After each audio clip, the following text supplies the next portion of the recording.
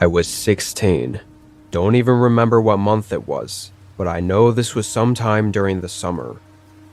My parents were gone for the weekend, so I was spending the 2 days alone doing whatever. Mostly cycling between watching YouTube, gaming, and grabbing snacks from the kitchen. So I was in my room upstairs 99% of the time, with headphones on. I think being a teen, it was nice to just sit in my room and do whatever I wanted without being bothered. At some point while I was gaming though, I started hearing voices. At first, I thought a video had started playing in the background, but when I checked YouTube, everything was paused.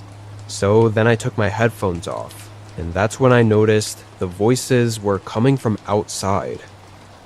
I had my bedroom window slightly cracked open, so I could hear just the muffled sound of someone speaking. It was raining outside too, which made it more difficult. They had to be close though, like near the outside walls of the house. Couldn't tell what they were saying, or if they were talking to someone else. I only heard what sounded like one voice. By the time I had gotten up from my chair and walked over to the window to get a closer listen, they had stopped talking.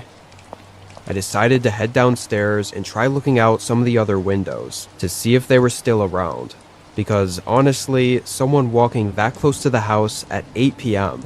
was pretty weird. Seemed like whoever it was gone already though, because I couldn't see any sign of them when I got downstairs. I took the opportunity to grab a bag of chips from the kitchen, then headed back up to my room.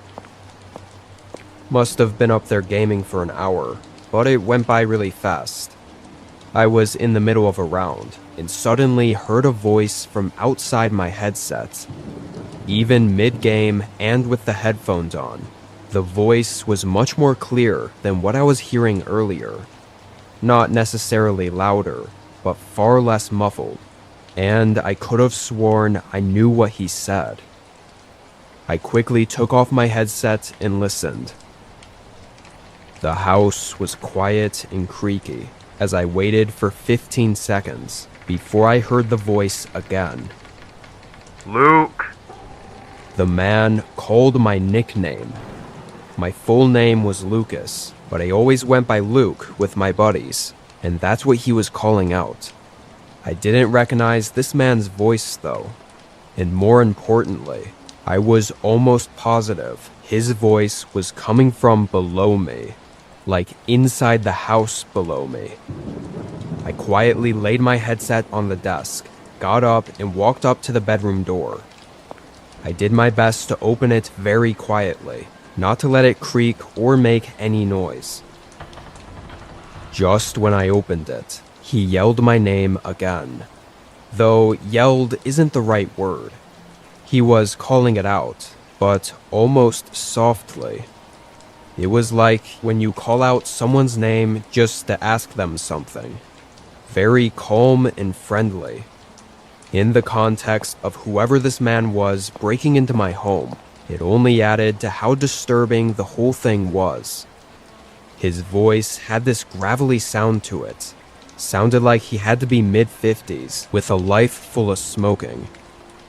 As he said my name again, I was able to confirm that he was definitely inside the house, and probably right around the bottom of the staircase.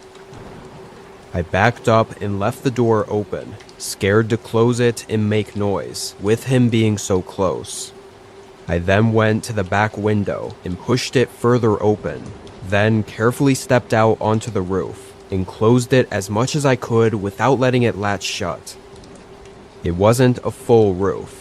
It was actually the overhang to the front porch, and it just happened to be right outside my window, making a kind of 3 or 4 foot wide sloped ledge that I could stand or sit on. Definitely not the safest, especially being wet and slippery from the rain, but I didn't have much of a choice, unless I wanted to hide in the bedroom and probably get found before cops could make it. And that's when I realized I f***ed up. I left my phone on my desk. I was too worried about getting out to even think about it. I moved back toward the window and prepared to go back in and get it. But just as I peered into the room, I saw a shadow through the doorway coming down the hall outside my room. I quickly moved back out of sight. My heart was pounding. Few seconds later, I heard some things shuffling around in my room, and then the man call my name again. Luke. That creepy, soft tone. I peered over just a little bit so I could partially see the room.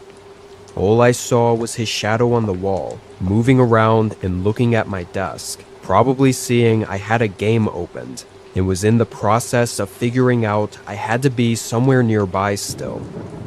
I really wanted to look around a little further to get a glimpse of who he was, but I couldn't risk getting caught. I started getting that sixth sense gut feeling that I was about to be found out, so I acted fast, moving to the farthest point of the ledge. Under me was nothing but a small bush and some grass. It was maybe an 8 to 10 foot drop. I sort of dangled off first, then let go, hitting my legs on the ground and falling back. It was painful, but didn't break anything. I got up and ran for the nearest neighbor. Honestly, I don't know how others in these stories I listen to do it, because in my case, I couldn't get anyone to answer the door and help me. I mean, it was the middle of the night, and they probably thought I was some lunatic trying to get them to open the door and let me in. It still ended up working though, because one of the houses called the police on me for banging on their door, which I was then able to explain to the officer my situation. I had no way to know how long I was out there for. My guess is 20 minutes before the cop came by. The man in my home was gone, but the officer also found the window in my room fully open. The guy had checked out on the ledge at some point after I left. It made my heart sink, knowing how close I was. In the following days, my legs swelled up from the jump, but ultimately had no lasting injuries. Crazy to think that decision actually might have saved my life, or prevented whatever sick plans that intruder had in mind. I think it'll always haunt the back of my mind though, knowing I was so close to seeing who the man was, and yet I didn't. Kinda wish I risked it and looked. But it's easy for me to say now, while I'm not actively in a life-threatening situation. As far as me and my family are aware, the guy never came back and never followed up on anything. I'm much older now, so I don't think anything will ever come from it, and hopefully it stays that way.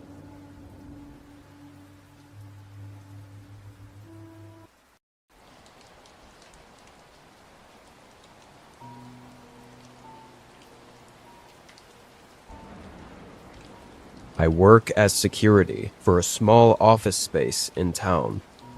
Even after this happened, I still decided to keep the job, as I couldn't find anything else with better pay. Trust me, I'll be leaving as soon as I can though. Part of the reason I got the job, and I didn't mind it, was that the office space was part of a large business district, or office park, that was in the middle of a fairly wealthy part of town. Really, I couldn't see any way people would actually try breaking into one of these places, as they had to know in a wealthier area like this, there would be security, if not in person, at least through cameras and monitoring systems.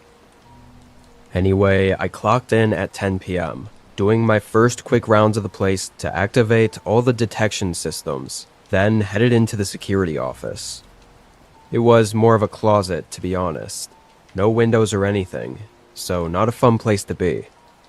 If I could help it, I like to walk around pretty often. I was only supposed to get up and walk around every hour, including a perimeter walk of the building.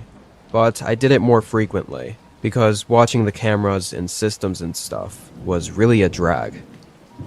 However, this night, it was pouring down a little too hard to be walking around outside.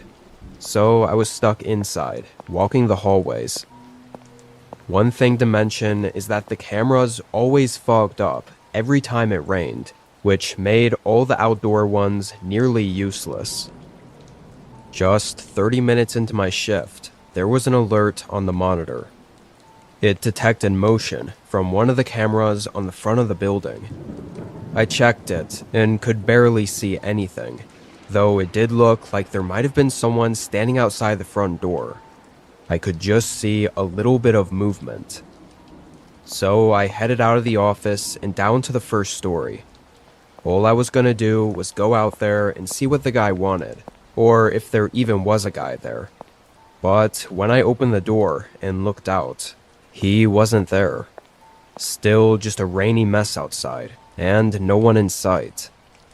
I closed the door and reset the alarm. Very strange for anyone to be out here tonight. Maybe he had the wrong building. Regardless, it looked like he left, so I tried not to bother with it. I went back up to the office. I was only sitting down for another 5-ish minutes before I heard a phone ringing. Not the security phone on my desk. It sounded like it was coming from a floor below, in one of the offices. Annoyed, I got up and walked down there, but by then it had already rung through. I waited a few minutes, and almost like I predicted it, they called again. I followed the sound into a seemingly typical office room. Bunch of desks lined up in rows, with the main overhead lights off. But right in the middle, there was a small glowing light from a phone on one of the desks. I walked up to it. It said unknown caller. I found it extremely odd that a random phone on one of the office desks was ringing. Why this specific one, and not the reception desk phone that was linked to the company?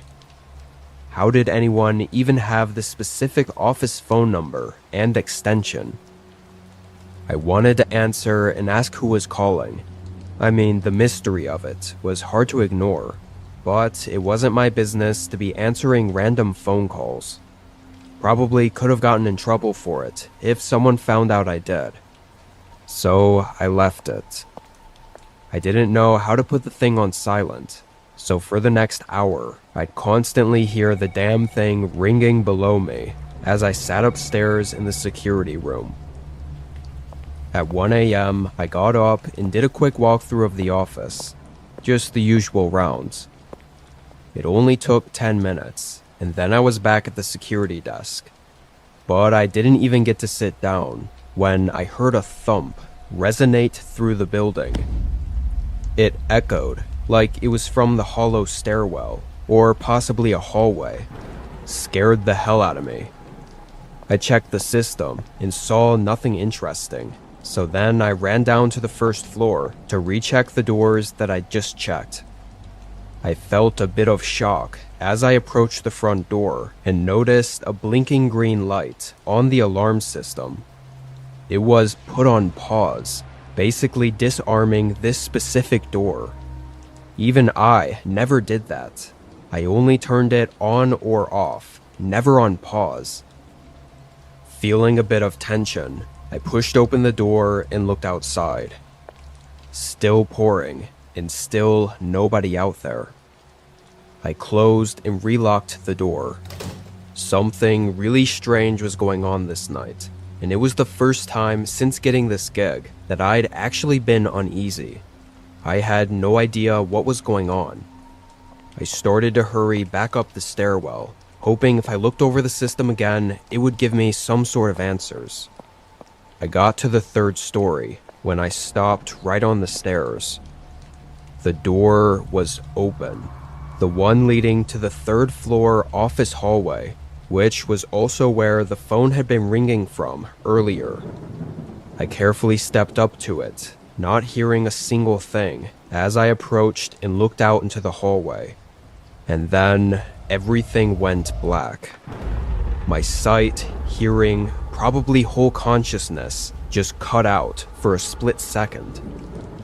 When I was back, I was completely dazed and in the middle of stumbling backward.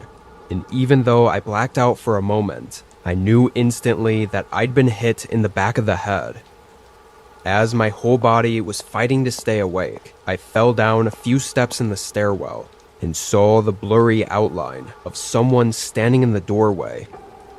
I immediately got to my feet and stumbled down the rest of the steps, ears ringing and head throbbing as I managed to make it out of the building.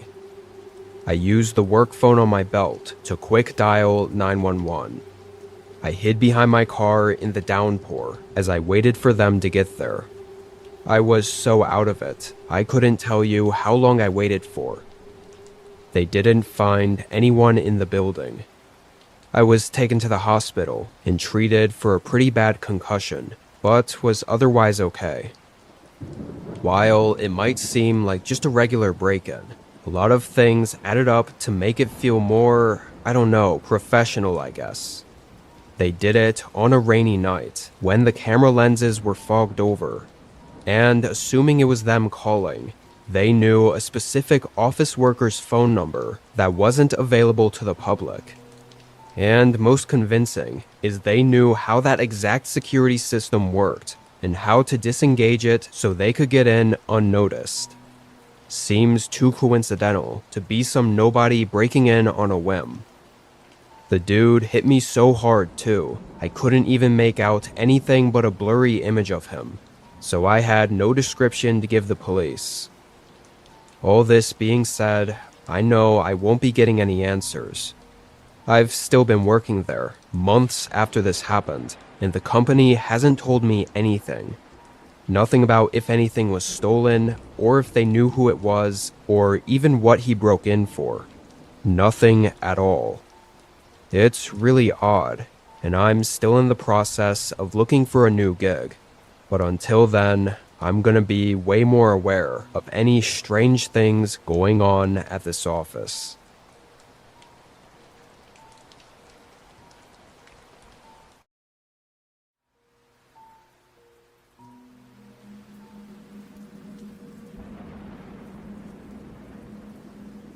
A few months ago, me and my buddy Thomas were hanging out at my place for the evening.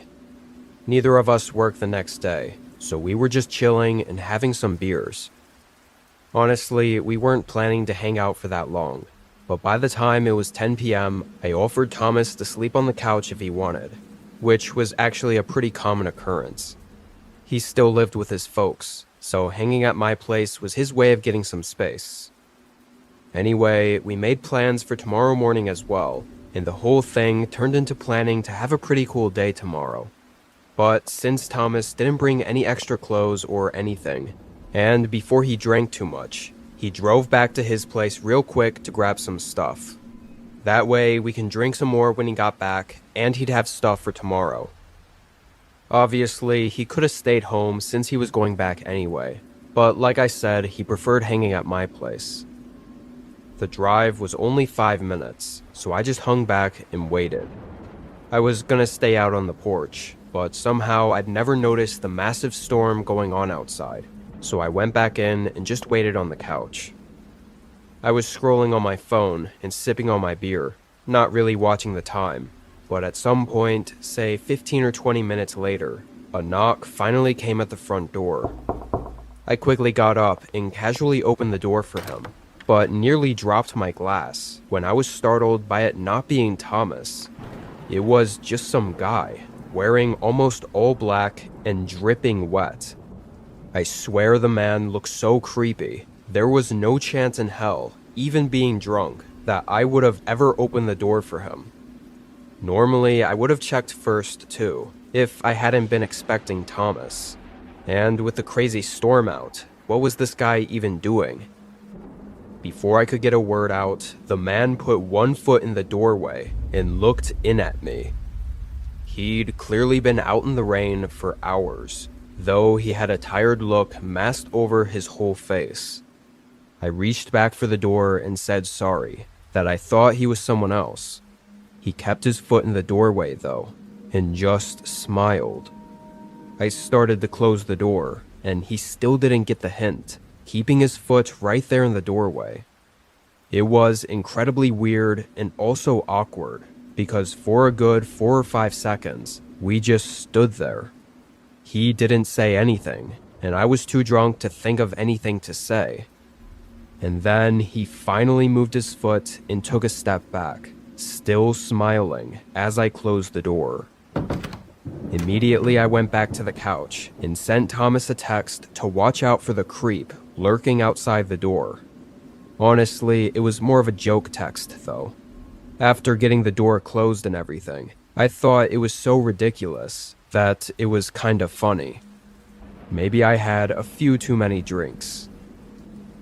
I waited a decent amount of time, definitely longer than it should have taken him to be back. I thought it could have been the storm making things take a while, but when I went up to the window and looked out to check on the storm, I saw Thomas's car was back, parked on the curb. Confused, I went to the front door and opened it, but Thomas wasn't there. I stood in the doorway, looking out into the rain for a minute, but it was clear Thomas wasn't around. His car was parked and off, and I didn't see any movement in there, so he definitely wasn't still sitting inside. I pulled my phone out and called his cell. Right away, a light lit up in his car. It was certainly his phone, and it lit up enough for me to see clearly that he was not inside. Now I was worried. I walked out into the rain to the bottom of the driveway and looked around. I called out his name, but it was so loud outside, I knew it was useless. Somehow, it wasn't until I got utterly soaked by the rain that I remembered the creepy man that was outside the house before. I started to think he might have had something to do with this. Getting a really overwhelming feeling about this whole thing, I ran back inside, closing and locking the door behind me. As I took my shoes off, I quickly felt that something else was wrong. I looked up, and the main hallway was dark. Like really dark, as if none of the lights were on back there. Could have sworn I'd left them all on, or at least a couple of lights. I slowly walked down to the end of the hallway. The storm going on outside the walls, along with the calm quietness of inside the house, was making it way more tense than I was comfortable with. I got to the end and looked around. All the rooms were dark, but right along the side of the wall, the faintest outline of someone was standing there, pressed up to the wall like they were trying to stay out of sight. I must have looked at them for a little too long though, because after a couple of seconds, the man moved with confidence and stepped toward me. He was holding one of his arms up and had something in his hand, and at the time I didn't look long enough to see what it was before running. I used every muscle in my body to run as fast as possible out the front door and as far away as I could. I hid in some random house's front porch and called the police. From there, I could sort of see through the rain to the front of my house. So a few minutes later, when cops showed up, I watched as two officers calmly walked up to the front door before suddenly raising their guns and sprinting inside. I guess they saw the guy still in the hallway and chased him out the back door, but they said he jumped the fence and they lost him in the storm. I ran over and told them everything, and they immediately started searching for Thomas, and thankfully found him after only 5 minutes. He was locked inside a car parked down the road, tied up in everything. Turned out the man creeping outside my house held Thomas at gunpoint as soon as he pulled up to the house. And then, after forcing him to get into the car down the road, he came back to the house and broke in through the back while I was looking for Thomas, presumably trying to do the same thing to me. Which means when I saw him holding his arm up, he was holding a gun pointed right at me. Had it not been too dark, and had I seen what it was, I probably wouldn't have even risked running away, which would have left both me and Thomas at the mercy of this insane man. Anyway, the car the guy was using was stolen earlier that night, so it was a dead end, and the guy was completely lost to the storm. No traces whatsoever. We have no clue what he intended, or why he did any of it.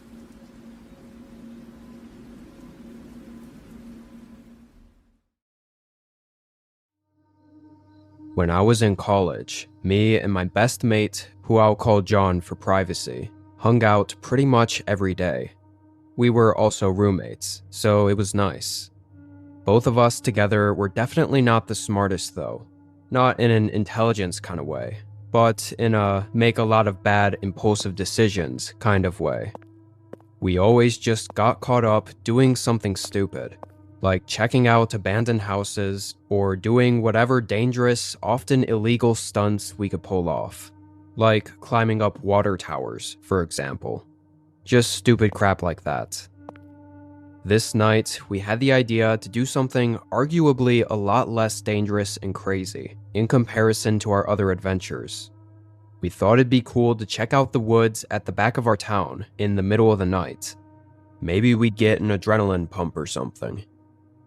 Now for reference, the woods surrounded every side of our small town, but the reason we wanted to check out the woods at the back of the town was because that's where nobody goes.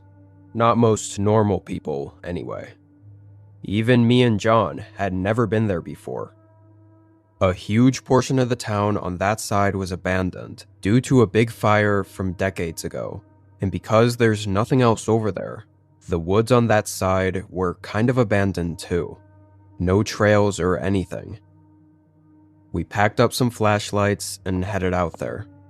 It was a 30-minute walk from the campus to the back of town, and 10 more minutes through the burnt sections to get to the forest. With the coast clear, we took out our flashlights and headed into the trees. Just a couple minutes in, the lights from the town were completely gone, and it was just the faint moonlight and our small flashlights to lead us through the woods. Honestly, it didn't feel all that special for the first 20 or so minutes. After the initial spooky feeling of entering a dark forest at night wore off, it was quiet, and there wasn't all that much to see. Just trees and more trees. No abandoned structures or weird signs of anything. That was until completely out of the blue, John noticed something in the distance. A light carving through the darkness between all the trees up ahead. It was for sure a flashlight, not a flickering campfire or anything natural. And strangely, it was low, like on the ground. We walked up closer and closer, realizing that's exactly what it was. A flashlight, just left there sitting on the ground, with nobody nearby. Nothing else was there either, like any signs of a campsite. Considering it was a regular electric flashlight, someone had to have had hold of it recently, definitely that night. Otherwise, it would have run out of batteries by now. Neither of us could see how someone would forget a flashlight though, or drop it and not notice, because it was quite literally a light in an otherwise pitch-black forest. Which then led us to conclude someone likely dropped it while running. And if they didn't come back to pick it up, they must have been running from something. I felt a chill run through me, which should have been our sign to get out of there. But that little bit of adrenaline creeping into our veins as we shined our lights around was kind of what we were looking for. We decided it would be best just to leave the light though, just in case it wasn't what we thought it was, and someone was gonna come back for it. I led the way deeper into the woods, while John followed close behind.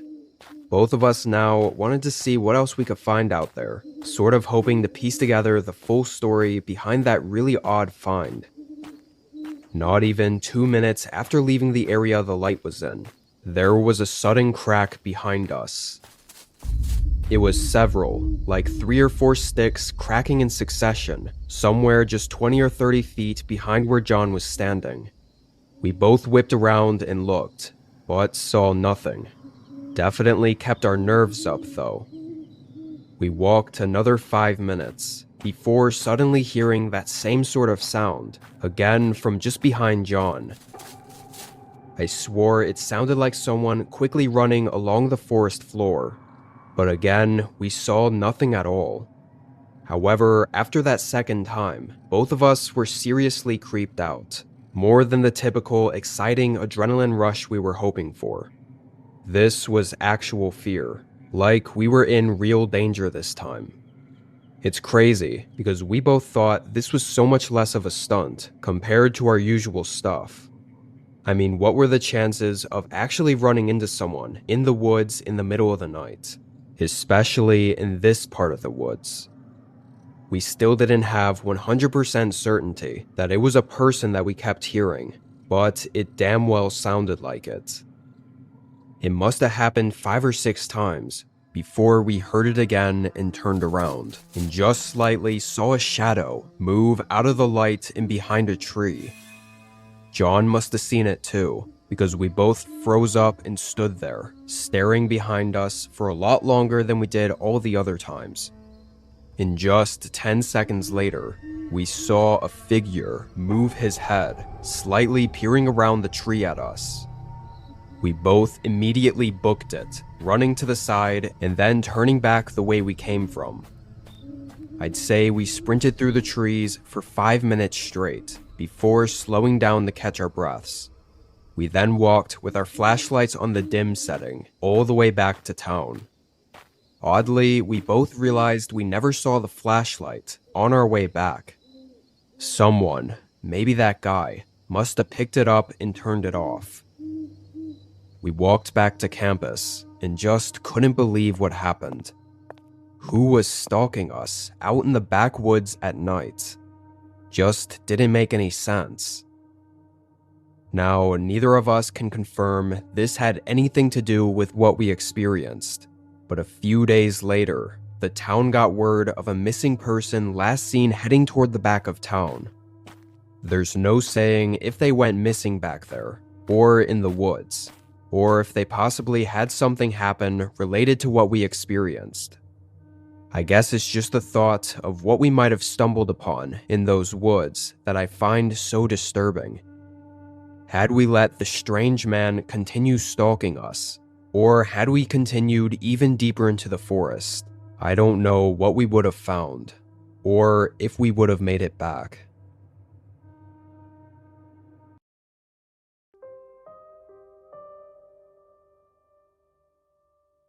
A few years ago, I moved from the far west coast, about 1,000 miles inland. The drive was through the northern part of the US, so not your main highways that everyone takes through the country. These were much less used, and unless you're going to all the main cities, to get where you're going, you probably have to take several side roads. It was a scenic drive at least, but after making it back and forth multiple times, its effect sort of wore off. This was on my last time making the drive, with the final leftovers from the move stuffed away in my trunk. I did a whole day of driving, making it to a small town and taking a nap around 6 p.m. I woke up at 9 p.m. and continued on the road. However, I made it just an hour out of town when my car started acting up. A bunch of maintenance lights turned on, and the whole steering system felt off. It only got worse over the next 5 minutes, so bad I knew I couldn't drive it. I pulled off the road and onto the gravel shoulder. Almost felt like some stupid joke that this had to happen as far as possible in between towns. From having taken this drive several times before, I knew there weren't any towns for an hour in each direction. No service out there either, just woods in all directions and not a soul on the road. I slumped back in my seat and just took a moment, then got out and looked around my car. I knew absolutely nothing about cars, but I don't know, I guess I was hoping there was something obviously wrong. However, there wasn't. The piece of junk probably just ran its course. Have to say, once I was outside for a couple minutes, I started to notice this road was creepy as hell. Dim, spread out streetlights, and trees going out what seemed like infinitely. It was also dead silent. Ironically, I actually remember thinking that it felt like I was in a horror movie. But anyway, I understood that my only chance here was to get someone to stop and help, whether that was giving me a lift to the next gas station or whatever. So I stood out there, leaning up against my car, and waited for someone to pass by. It surprised me that after 15 minutes, not only did a car come down the road, but they also stopped for me. He pulled up right next to me and rolled down his window. The guy looked mid-30s, smoking a cig and sort of inspecting me for a couple seconds before asking if I was okay.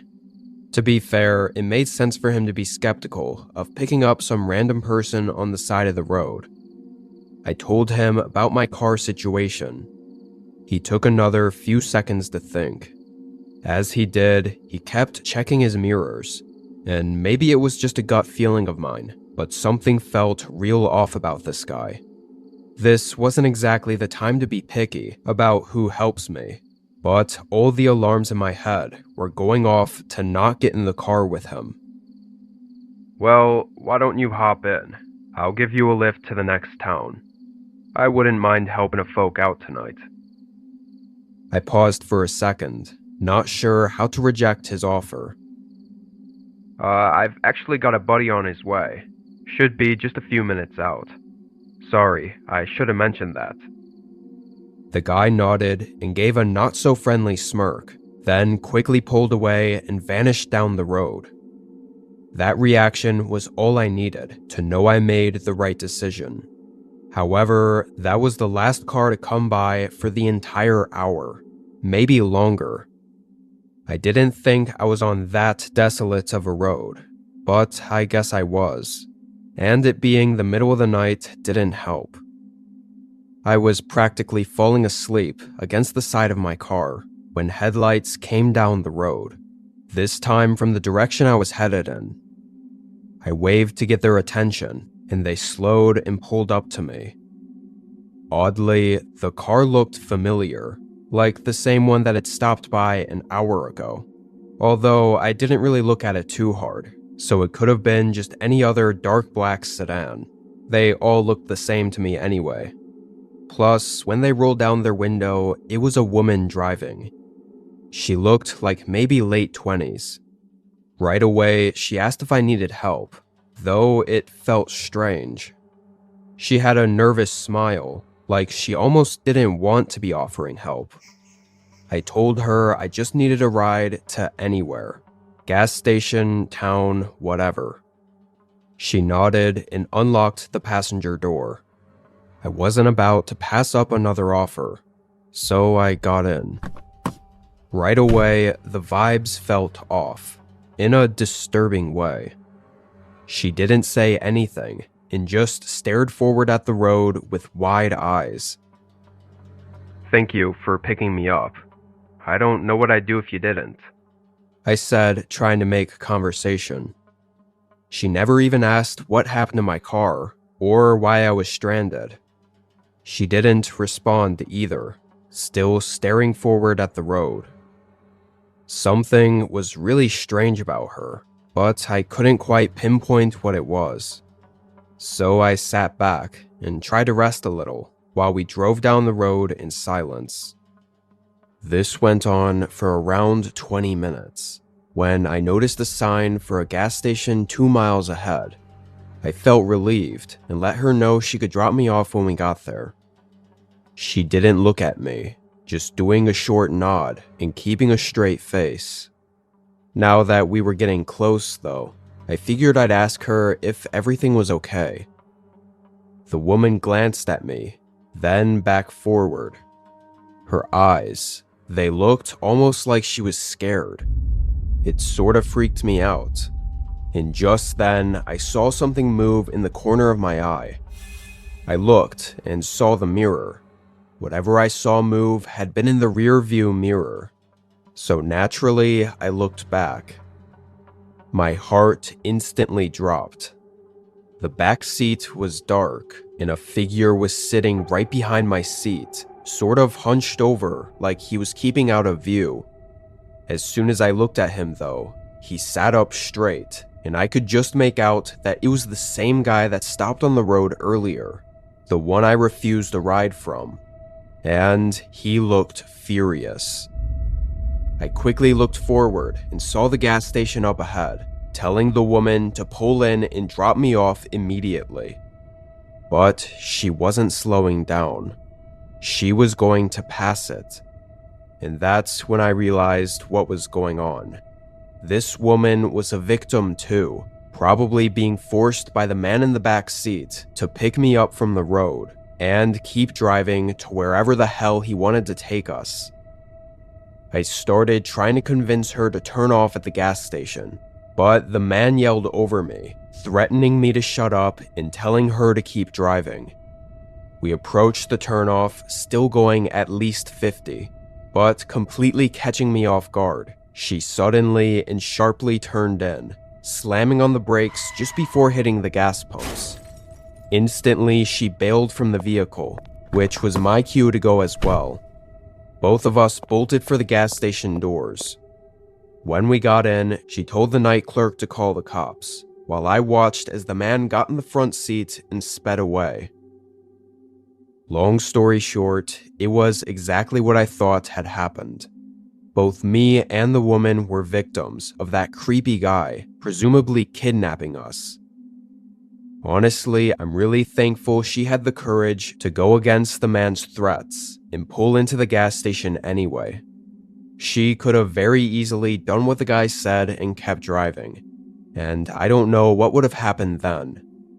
Thankfully, I don't have to know.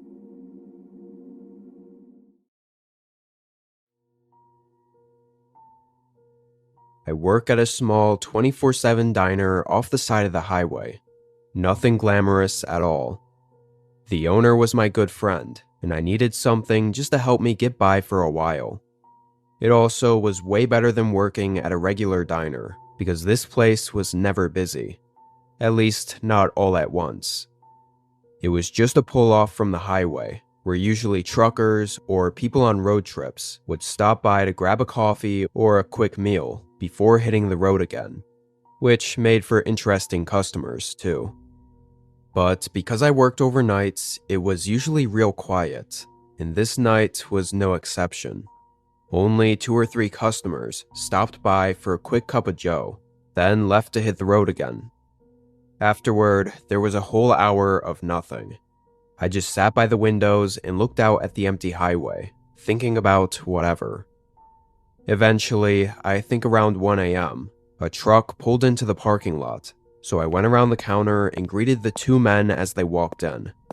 Both of them looked beat from a long drive, and ordered the same as everyone else that night, 2 regular black coffees to go. After ordering, one went to the restroom, and the other sat at the bar while I made their drinks. Hey, I got a weird question. You aren't alone here, are you? That question immediately made me hesitate for a second. I couldn't tell what he was trying to get at. I decided to just be truthful though, as he didn't seem to have any alternative intention. Yeah, just me for tonight. It's been slow, so I don't mind it. He looked almost confused for a second, like he didn't expect that answer, or was maybe hoping that wasn't my answer. Well, just be careful. Saw some guy at the side of the building as we drove in. Looks like he was up to no good, but I don't know. I thought he might have worked here.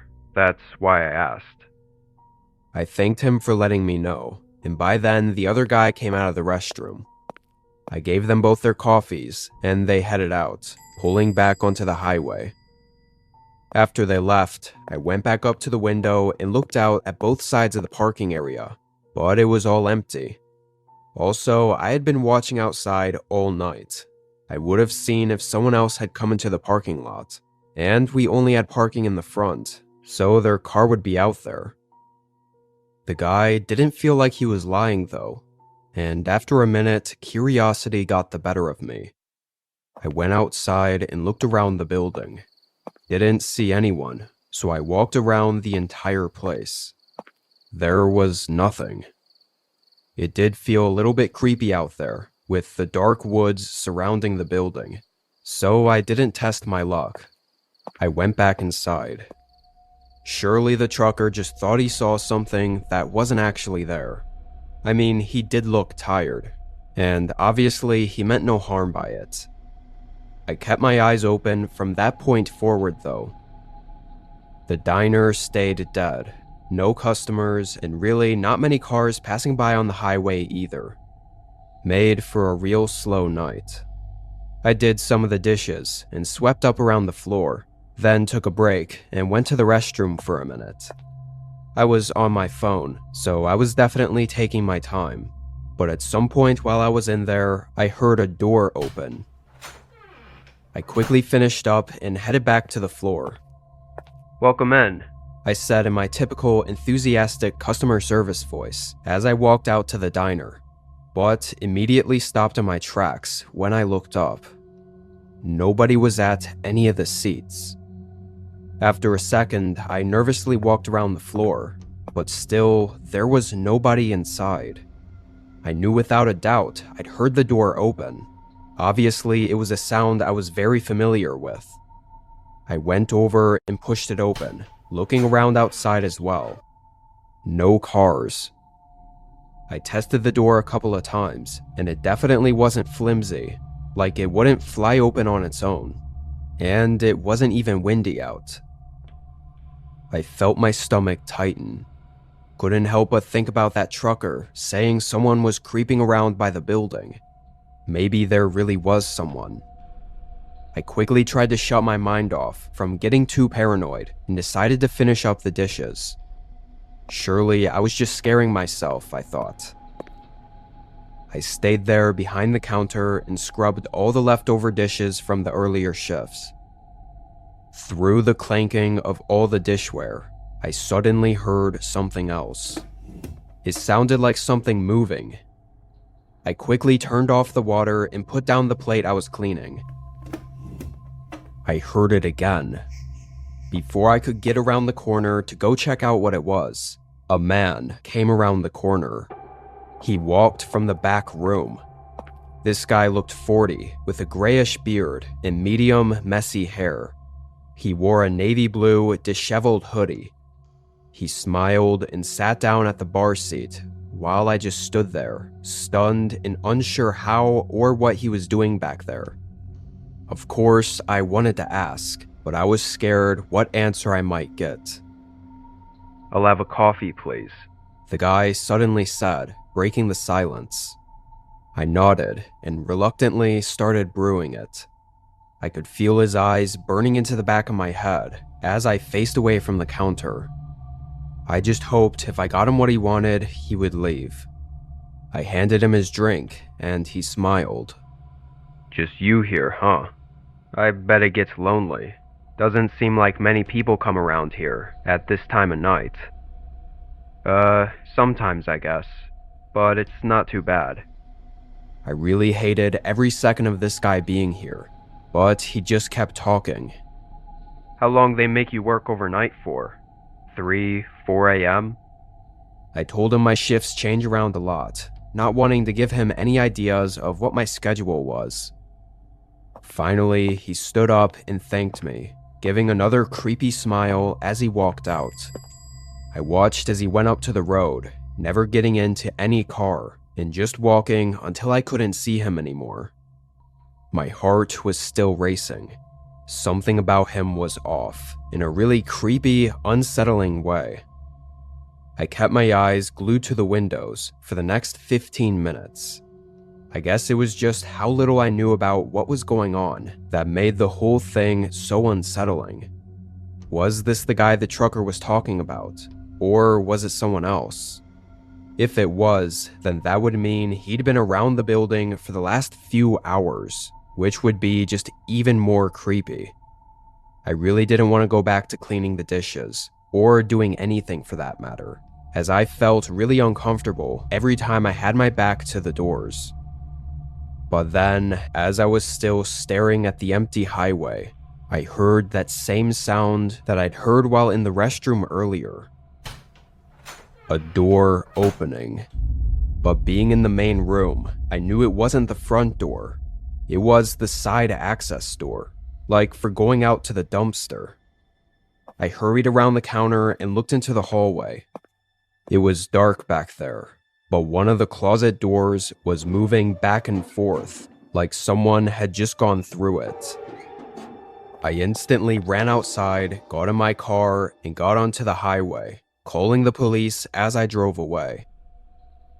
When the cops got there, surprisingly, the guy was still there, hiding in the closet. Same guy that came in and creeped me out. But that was far from the most disturbing thing they found. The guy had rope with him, and with a little more searching around, they found a stash partially dug up in the forest behind the diner. In it was basically a bunch of gear for doing, let's just say, horrible things.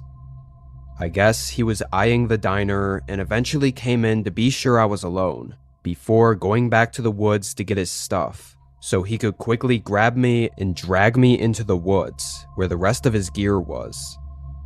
Thankfully, he's locked up for a long time now.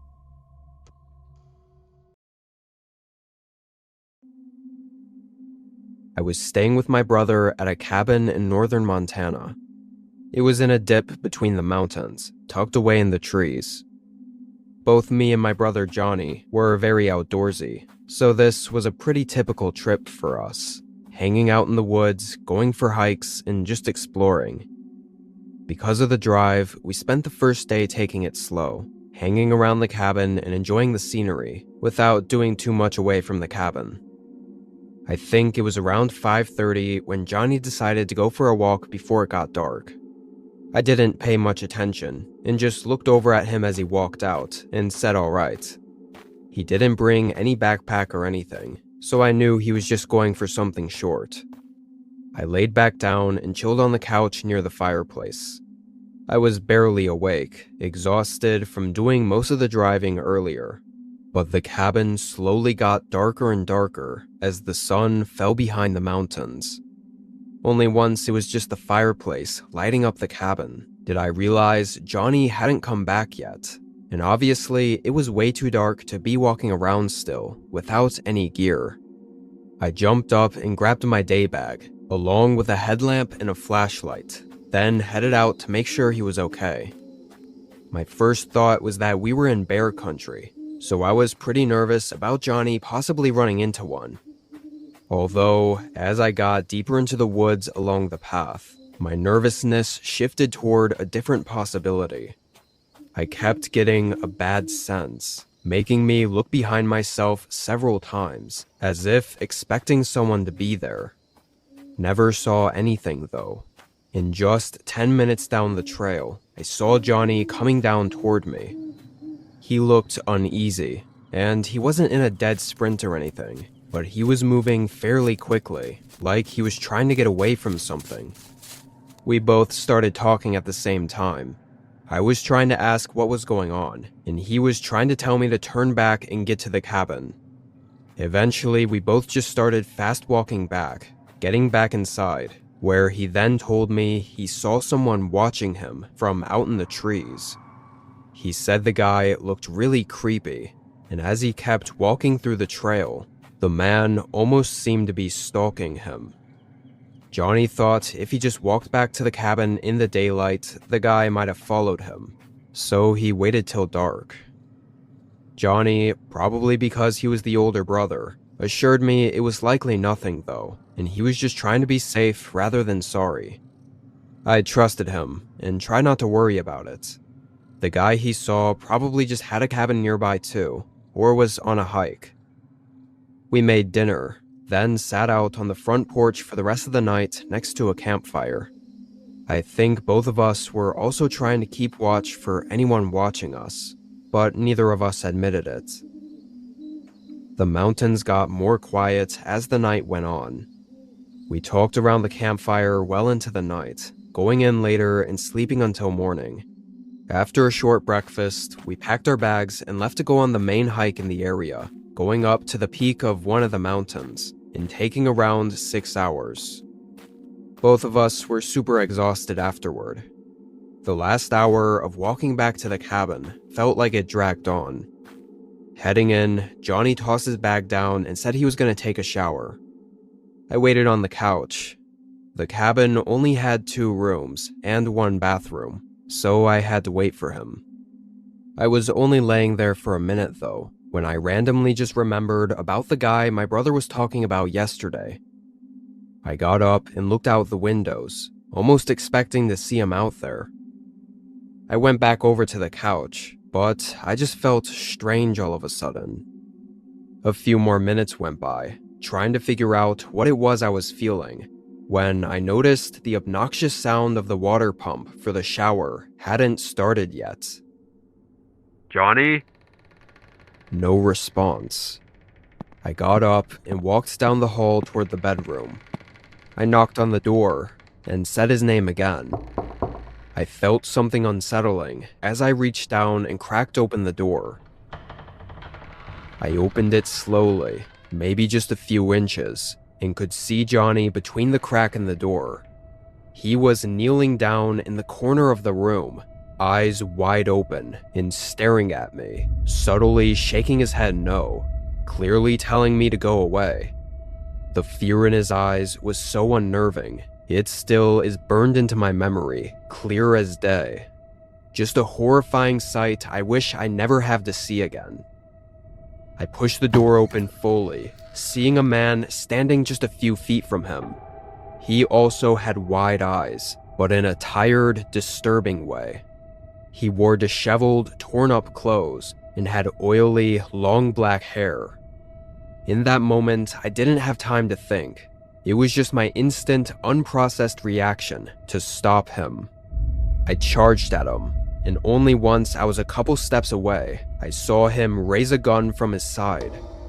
I tackled him, and Johnny immediately knew what to do. We wrestled the gun away from him and got him mostly under control. I swear this guy was feral, screaming and screeching and clawing to try to get away. I'd never seen anything like it. He wasn't letting up either, so it took a while to figure out exactly how to get out of this. We decided Johnny, who was much bigger than I was, would hold him down while I got the car ready. I did as he said, quickly tossing our bags in the car, which had everything already packed in it from our recent hike. Then I turned the car on and got it ready. I went back in and we tried to tie him up with anything we could find around the cabin, just enough to let us get away. And obviously, we took the gun with us. We could hear him screaming from inside the cabin as we drove away. Once we were in service, we notified police, but by the time they made it to the cabin, all the scraps we tied him up with were left amidst the floor, and the man was nowhere to be found. My brother said when he went into the room to shower, he was caught completely off guard and held at gunpoint, where he was told to call me into the room. My brother refused, knowing he'd be giving me no chance if he did. But then I walked in anyway. We still talk about how insane it was that I tackled the guy. Honestly, I can't even explain it, but it could have been what got us out of that cabin alive. Now, the only clue the authorities have as to who the guy was is from the gun that we gave them. They were able to figure out who it was registered to, and found it belonged to a man who'd been missing 5 years, from somewhere about 50 miles away from where we were. However, from the description we gave them of what the guy looked like that attacked us, it seemed like it was probably someone else, which leads us to believe that whoever attacked us had also attacked the owner of the firearm, ultimately leaving him as a missing person. So, assuming things had gone any differently, that could have been mine and Johnny's fate as well.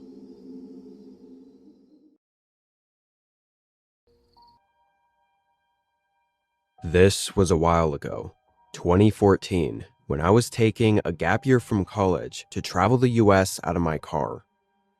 When I got to the East Coast, my cousin offered me to stay at his cabin just south of the Appalachian Mountains. I took the offer, knowing it'd be nice to have an actual place to stay and take a break for a few days.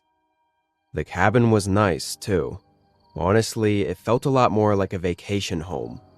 Definitely a more modern cabin than the tiny log cabins you usually find in the middle of the forests. I was honestly sort of surprised after seeing it that my cousin let me stay there for free. I started moving a bunch of stuff from my car into the cabin before I went back out to grab whatever was left over and noticed someone watching me. They were out in the tree line, standing far from the path, and with nothing else but me in the house in his view, he had to be looking at me. Maybe they weren't trying to be creepy though, and I didn't know the area. For all I knew, there could have been cabins and houses all around here, just past the trees and out of sight. I grabbed the rest and locked my car, bringing it inside, and saw the man still out there, facing the cabin as I closed the door. I sent a text to my cousin, letting him know I got in okay and was all good, but also that someone was out there watching me. I just asked if he knew who it might have been. He texted me back while I was unpacking, but I forgot to check it until nearly an hour later, well past when the sun had set. My cousin said the cabin was on 40 acres of his property, with a fence around the whole area. Nobody else should have been out there. That immediately made me feel way worse about what I saw. I mean, before I didn't care all that much, but now it was pretty strange that they were on the property, just staring at me from afar. I went and looked outside again, but beyond the lights from the cabin, it was pitch black. I couldn't even see up to the tree line. It was just complete darkness all around. It gave me a chill as I closed the curtains. I tried to cool off by watching a movie and resting in the bedroom. The movie helped keep my mind occupied, but it didn't relieve the sense completely. And just about an hour into it, I saw something in the corner of my eye. I looked, locking my eyes on the window, where there was a gap in the curtains. I thought I might have just seen something move over there, but now all I could see was my blurry reflection on the glass, and only darkness behind it. I quickly got up and started walking toward it, when there were suddenly footsteps sprinting through the grass. By the time I was looking out the window, I couldn't see anything, and could only faintly hear the footsteps going further into the dark. I immediately called my cousin. I don't know why I didn't just go straight to calling the cops, but my cousin told me to, so I hung up and had the cops on the way within a minute. For how far out the cabin was, the officer made it there in a decent amount of time. However, the guy who had been watching me was long gone, and we both realized pretty quick that there wasn't all that much he could do about it. He couldn't go searching the woods, or really do anything at all, unless the guy showed up again and hung around long enough for the officer to come back. So I was left alone again. I really couldn't shake the uneasy feeling I had for the entire rest of that night. I could have left, but honestly, the thought of bringing all my stuff out to the car, going back and forth from the cabin in the middle of the dark, was more unsettling than just hunkering down inside.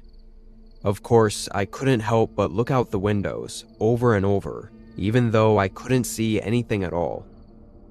For the last hour before bed, it must have been 12 or 1 a.m., and I was just pacing the house, double-checking everything, and trying to feel safer about going to sleep. I think I was just pushing it off as much as I could, but it was inevitable. I had to rest. I turned off all the lights in the cabin, headed to the bedroom, and locked myself in. I hoped the worst was behind me and got in bed, falling asleep 30 minutes later. I woke up early, like very early, way too early for it to be right. The sun wasn't even up yet, so it had to be around 4 a.m., which meant I'd only slept for a few hours. Almost immediately, my mind went back into that panic state, feeling the need to do a check around the cabin again. There would be no way I could go back to sleep without walking around first to make sure I was still okay. I got up and turned on the hallway light, then just listened for a second. I didn't hear anything but the heavy wind hitting the thin windows throughout the cabin. I started walking, but only got halfway down before hearing something else. It sounded like a couple thumps on the end of the cabin. I knew there was a small library kind of room and a kitchen on that end. I crept a bit closer, and through the lights from the hallway, I could see the shadow of something moving near the end. I froze up, wanting to not believe the situation I was in. But the shadow suddenly stopped moving. There was a few seconds, then it slowly started moving again, before a figure appeared at the end of the hallway. Just from the shape of the figure, I knew it was the same guy that had been watching me, the one I saw out in the trees.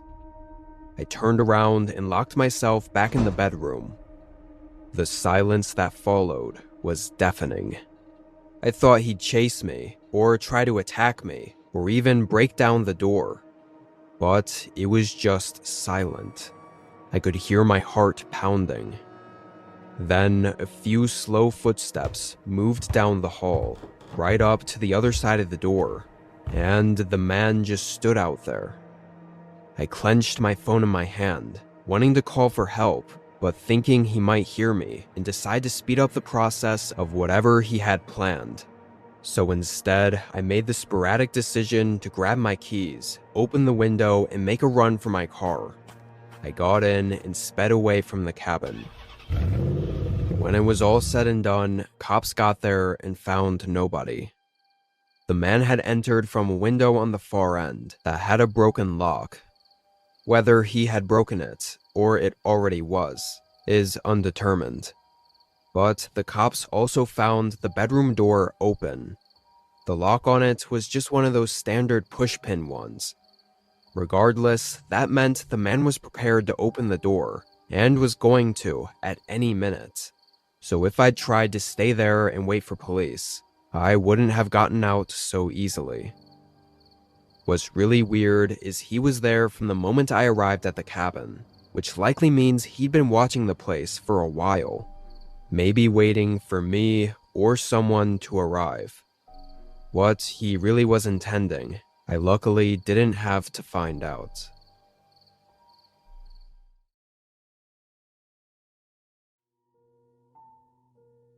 In 2016, I made a trip down to my father's old cabin. It was 6 hours away in the woods outside of the hometown he grew up in, which was no longer even a town. Just an abandoned row of old buildings and stores along a deserted road. We'd never really go to his cabin because he said there wasn't much of a reason to once the town was gone. But after he passed away, I figured it'd be nice to take a trip down there to visit the home he once built. I knew it'd be in real bad shape, and I wanted to do some restorations on it as best I could, just to keep it standing and preserve it for as long as possible. If anything, I hoped the trip would clear my mind a little and give me some peace and quiet. I drove there, arriving at the town and parking my car behind one of the abandoned gas station buildings, then walked on the thin, rugged, winding trail 2 miles up to the cabin. I had all my backpacking gear, and brought along the tools I'd need for the job. There was a part of me that knew it might have toppled already, so I was prepared to camp the night in a tent if I had to. Luckily, after making the long trek through the woods though, I found the cabin still standing.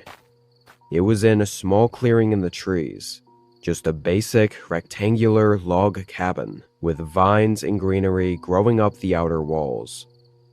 When I walked in, I noticed there were no locks on the door, and found the interior to be in pretty awful shape. Trash scattered everywhere, and a musty, unpleasant smell filling the room. It was clear that at some point, someone realized this place wasn't in use, and probably had stayed here, maybe for a while, although it seemed it wasn't recent. No signs of anything being there for a couple years or so. I moved what I could into the corner of the room, making a flat space to put my stuff. and with the sun already setting, I unrolled my sleeping bag and just settled in. I should mention, although I didn't hear or see anything that night, I couldn't sleep for any longer than 30 minutes at a time before waking up with a strange, disturbing feeling. It made for a really bad night. I got up at sunrise, groggy and wondering if this whole trip was a mistake. I used my little camping stove to brew up a coffee, then took a walk through the woods to clear my head. It was still kind of dark, the sun only barely peeking out through the trees. A little ways in, I found an overlook, sort of a hill where I could see above the tree line. Thought it'd be a great place to watch the sunrise, but I found something else. I could see the abandoned town from up there. It was very far away, but there was a light. Looked like it was from a window in one of the buildings. I couldn't tell from that distance if it was from a house or a store, and it turned off suddenly a minute later. It made me worry a bit about my car, but mostly I was just surprised anyone else was around here. Likely, it was just some urban explorers checking out the town, and nothing to worry about, although it was a really big coincidence. I sat on the hill for an hour watching the sun come up, then walked back through the woods to start working on the cabin. First thing was to reseal and clean up the outside. I will say though, the whole time I was out there working, I kept getting that feeling, the one I had during the night. Every time I looked back at the woods, this eerie sense loomed over me. It took me a bit to really understand what it was that I felt, but eventually I managed to grasp what I think it was. I felt like I wasn't alone.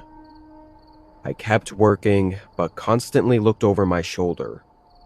The possibility of anyone else being out here was genuinely impossible. The abandoned town, sure, but here, some random woods with nothing but a decaying cabin. I thought I must have been on edge for reasons that were beyond me.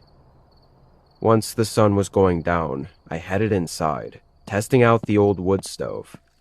These things seemed to be undying, as it fired up no problem and warmed up the cabin. I sat near it and just watched the flames, listening to it crackle as I thought about everything. My dad, this trip, just life in general. But sometime later in the night, the crackles in the flame were suddenly accompanied by a similar sound. Cracks and crunching coming from the front of the cabin. I turned my head and listened. I only managed to realize it wasn't a wild animal and was definitely a person just as they got up to the front door. The wood stove suddenly felt like it was 1,000 times louder, preventing me from intently listening to whoever the hell was outside the cabin. Then they knocked and called out a name that made my whole world stop for a moment. The man called out my dad's name. It felt like it just took hold of me, making me stand up and walk up to the other side of the door in complete shock. How did he know my dad? I couldn't resist calling out and asking who he was. The man outside hesitated. I think he knew after I spoke that I wasn't my dad. I'm an old friend of the man who built this cabin. Was hoping I'd get to see him again. The unknown man spoke. I got a little closer to the door, the urge to open it and have someone to talk to about my dad, to hear stories and everything. But still, something kept me from opening it. Why was he even here? I asked, and the man said he lived in that old town. After thinking for a second, I decided to share that I was the son of the man he was looking for, my dad, and he had passed away. The man behind the door paused. I'm real sorry to hear that, kid. Wish I could have seen him one more time. Initially, it felt nice to hear that, but I quickly sensed something was off about the way he said it. Something in his voice. It wasn't the sadness I was expecting from someone who just found out they lost a friend. Before I could say anything, and almost like he knew I was thinking too hard about it, the man continued talking. Why don't you open up and we can have a chat? It's real cold out here, son. Would be nice to share that fire. Although he talked very slowly, I sensed an urgency or a lack of patience in his voice. Something in me felt he wasn't being truthful, that maybe he wasn't who he said he was. Sure, he knew my dad's name and was in the town he used to live in, but how did I know he was really a friend of his? Still, as I was thinking, I couldn't find what words to say next, and in my pause, the man asked again for me to open up. He knocked on the door again, a little harsher. His voice grew less kind and more demanding. I took a few steps from the door, backing away. Kid, open the door. You gonna let me die out here in the cold? That what your father would want from you. My heart began pounding as I dug into my backpack for my hunting knife. The man continued hitting the door and yelling subtle threats, discarding the fake identity of being a kind, harmless friend. This went on for much longer than I could keep track of. It felt like it never ended, some continuous nightmare. But suddenly, the man punched the door in anger, and it was followed by the sound of his footsteps walking away, going back into the woods. I stayed up all night, mind racing as I waited in fear. But when the sun came up, and with no signs of him around, I hurriedly packed my bag and ran from the cabin. I got really lucky, finding my car untouched, still well hidden behind the crumbling gas station. I fled from the town and drove non-stop back home. I was hoping with that trip I'd get some answers, or come to terms with everything, but honestly, I'm just left with more questions. I realized I never even really knew why my dad moved away from there. I guess I assumed it was because the town was dying off and everyone else was leaving, but now I think there was probably more to it, and maybe there were other reasons that he'd never brought me back to his cabin. I don't know why that man was still around there, or what he really wanted from me, or how he even knew my dad at all. But something tells me he didn't have any good intentions that night. Had I let my emotions get the better of me and opened the door to invite him in, I genuinely don't think I ever would have made it out of that town. In elementary school, my group of friends had a tradition that we followed anytime one of us had a birthday. On birthdays, all 6 of us would go to Dylan's house and have a sleepover party in the cool little guest house his parents had on their massive property. It was Dylan's birthday, and his parents had gone all out with decorating the house and buying tons of snacks. They even set up a movie projector. Without any parents to keep us in check, we stayed up past midnight and completely trashed the place once one of the boys started a food fight with the Twizzlers. At one point, we all went outside to play tag. When we got back, something felt wrong. There weren't nearly as many candies on the floor as there were when we left. I told the others, but they didn't really care. Dylan said it looked the same to him, so I ignored my instincts and got back to messing around. Finally, around 1 o'clock, we settled down and started to go to bed. I went out while they were still talking, and the last thing I heard was some dumb talk about girls at school and crushes. I was way too heavy a sleeper, so I was asleep before they said any details. At some point in the early morning, something crashed onto the floor from one of the snack tables. I shot out of my sleeping bag and found a bowl of popcorn spilled all over the carpet. It looked like it was put too close to the edge of the table last night. The second thing I immediately noticed was that the room was completely empty. My friends were nowhere to be found. I started to shout out my missing friends' names one by one, and I could feel my throat get a bit tighter after each time there was no reply. It was pitch dark and completely quiet. I got up and wandered around for the light, but I had no idea where it was. After some pointless searching, I heard something that froze me in the middle of a step. There was a shallow, raspy breathing coming from the corner of the room. There was a spot where two bookshelves came together that left a square opening against the corner of the wall, and it sounded like the breathing was coming from there. It actually made me relieved. I was sure they had come up with a prank. Even the night before, Dylan had said something about the house having a bunch of great hiding places. I called out Dylan's name and told him he could come out, but nothing came back, just like before. It was kind of annoying. They all knew that I didn't like pranks, and I didn't want to be the butt of the joke, so I walked to the couch and stood on top, where I could see into the hole.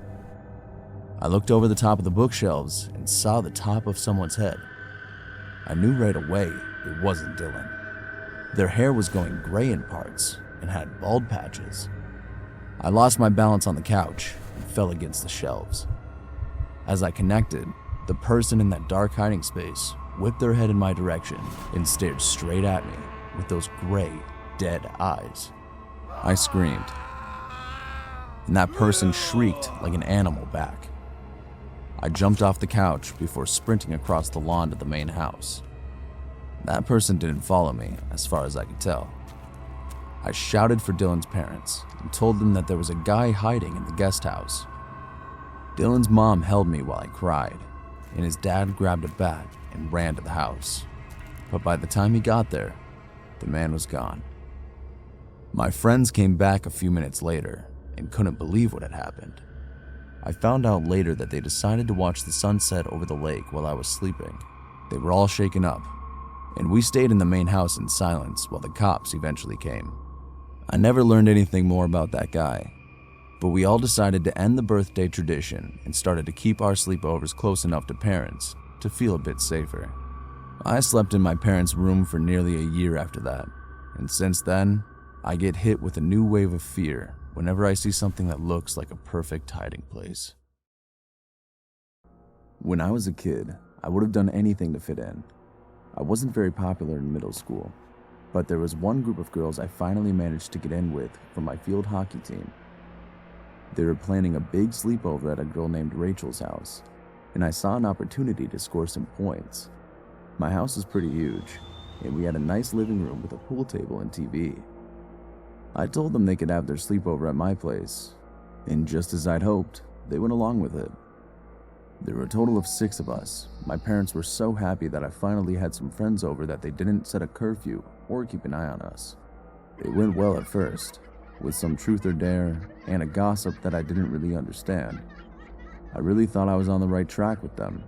Then a knock at the door stopped the party. It was late enough that my parents were already asleep, so I couldn't imagine who would be at our house at that time. I told the others that I would check it out, and I walked up to the people. Standing on the porch was a tall, thin man wearing a beaten jacket and torn pants. He was so tall that his head was out of sight. The man must have heard my footsteps, because right when I came to the people, he bent down and put his face right against the door. He had long, matted hair that covered his eyes, and his teeth were brown. I jumped back and ran to the living room. The girls gave me a strange look and asked if something was wrong. At that point, I should have told my parents, but I didn't want to ruin the night for everyone else. I was tense while we were watching the next movie. I prayed that whoever that man was left when nobody came to the door. But almost an hour after I first saw him, I heard someone muttering the name Mary through the crack in the window near the door. I was the only one who heard it, so I told the girls I had to use the bathroom and went to slam the window shut. I know it's really stupid that I let it go after that, but I was young and desperate. When I went to slam the window shut, there was nobody there. After that, I checked the locks on the other entrances and went back to the sleepover. There was no chance I'd enjoy the rest of that night. The others didn't even seem tired. When my turn came for this game about our crushes, I took so long to respond that they just skipped me. After things had started to settle, I heard muffled cries coming from the backyard. The other girls heard it too, but I told them it was nothing and that I'd check it out again. I went to the kitchen and grabbed a small knife. Not that it would do me any good, but having a weapon helped me feel a little less shaky. From the kitchen, I saw the same man from the porch standing on the grass, shouting at the sky. He kept repeating the same name, Mary. Somehow he noticed me. I could see his eyes. They were pitch black, not reflecting any of the light. He sprinted off to the side of the house before I could even move a muscle. It was too much for me to keep quiet, so I ran through the kitchen and past the living room. Chloe, one of the girls, asked what the sound was, but I didn't reply. Instead, I shouted for my dad. Dad heard me and came rushing downstairs.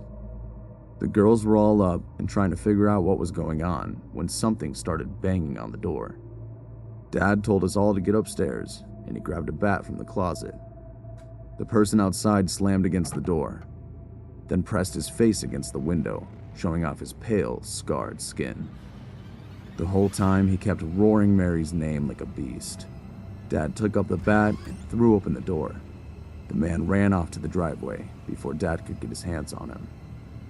The man stood in the driveway completely still while Dad yelled at him to get out and that he was calling the cops. The man put his head in his hands and shook like he was crying.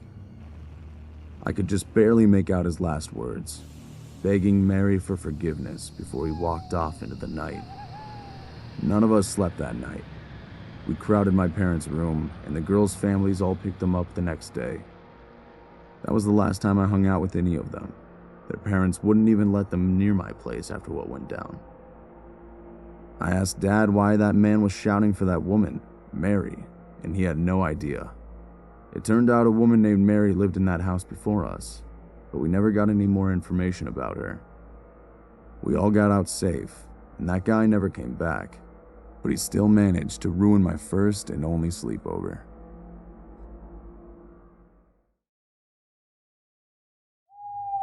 Certain nights never leave you. Even when the morning comes, they're still there. The world becomes hazy. You wonder if it's day or night. I can't tell at this point. It's as if everything started to look a little less bright, and my eyes lost some of their luster. I was 11 when the sleepover happened, when my best friend Mark decided to come over and survive the winter. The heating and warm blankets took care of that problem. By then, my parents had already divorced, and I'd lived with my mom. She was in bed, exhausted from work, so it was just us. We ate popcorn while playing Monopoly, shining the flashlight to see because the power had already gone out. The wind was intense, and you could hear the house creak underneath its pressure. Every so often, you felt a draft sweep through the hall, the candles flickering from the influx of air. This indoor camping was an adventure for both of us, navigating through the spaces, nooks, and crannies of the house to get to my room. Soon we were curled up in bed, wrapped in warm blankets as we whispered to each other dumb jokes, talking about other kids in school. My eyes started to get heavy, so I told Mark I would sleep at some point. I lay my head on my pillow, and for a moment, peace. And then I heard it. It was a whisper, coming from across the room. Low, but distinguishable. I turned toward Mark. Maybe he said something to me? When I looked over, he had already closed his eyes, looking like he was drifting to sleep. Maybe I just imagined it? I mean, the house is old, and it's pretty windy outside. The heater isn't on either, so everything sounds a little louder without it. I pulled my blanket close as I tried to drift to sleep. But then I heard it again. It was clearer this time. Still barely audible, but in a breathy voice. I could distinguish the words. Don't wake them up. My heart spiked. I didn't dare move a muscle. And then I heard shuffling. I quickly looked over at Mark, who had apparently been stirred from his sleep. He opened one eye, exhausted, yet confused. "What?" he whispered to me. So he heard it too. "You didn't just say that, did you?" I asked Mark. "No." He shook his head. My suspicions were confirmed. I had heard something else. The candle on my dresser flickered, illuminating some of the room while stretching shadows. "It's just the wind," I told myself. "It's just in your head." But the energy seemed to shift. Since I heard the whisper, the cold didn't feel like it was coming from the draft anymore. It was coming from the presence of something else. I tried to go back to sleep, but I couldn't. I got up, forcing myself to put my fears to rest. My legs struggled to move. I crossed the room, checking the window. It was cracked slightly open, allowing some snow to blow in. I shoved the window down, but as I began to latch it, I heard it again. The whisper, "Don't wake them up." I instantly turned. My eyes met Mark, sitting straight up now, wide awake, staring past me. The flashlight beam couldn't hold steady, as if Mark was trembling. Mark whispered, and I still remember the terror in his voice. "Someone's there." I followed where the light illuminated the room, and suddenly, I saw movement in the far corner of the room. I thought it was a shadow at first, but as the light remained, the outline could no longer be hidden from our sight. It was a crouched figure. You could barely make out his appearance.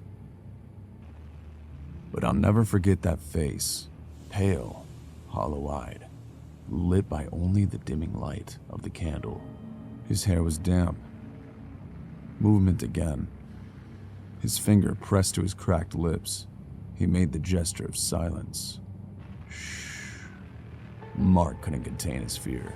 He gasped in terror, dropping the flashlight unintentionally. The beams illuminated the ceiling as the flashlight rolled across the floor. The man was moving again. Slowly, he pushed himself upright. His joints creaked, louder than they should be. We could see him now, barefoot. Barefoot. He wore ragged clothes, and his eyes betrayed his cunningness. He did not move like a drunk man or someone who appeared lost. No. It all appeared intentional. I couldn't even look back at Mark. I would be grabbed the moment I turned. All I could do was whisper under my breath, just audible enough for Mark to hear it. "Run." The man stepped forward as the floor creaked. We bolted at the first step. I screamed at the top of my lungs as Mark yanked me out of the room out of the man's grasp. Our bare feet pounded down the hall, and then we heard a second set of footsteps, heavier footsteps, closing in faster than expected. We sprinted to my mom's bedroom, slamming the door, fumbling for the lock until it finally clicked. "Mom!" I screamed. My voice cracked under the pressure of the distress. She woke up, confused at first, then alarmed as the doorknob rattled violently. A pause, then a slam. The wood buckled under the impact as the man continued to break through the door. My mom shrieked, rushing to the phone and dialing 911, her fingers trembling, barely able to hold on to the device that might save our lives. The man grew furious. His voice hissed, "Open up and don't make a noise." The frame of the door shook under another kick. I thought my lungs would give out, burning as I gasped for air. My heart was ready to take its last beat before this man did. Any second, that door would break down. But I was met with silence. The pounding had stopped, and the knob stilled.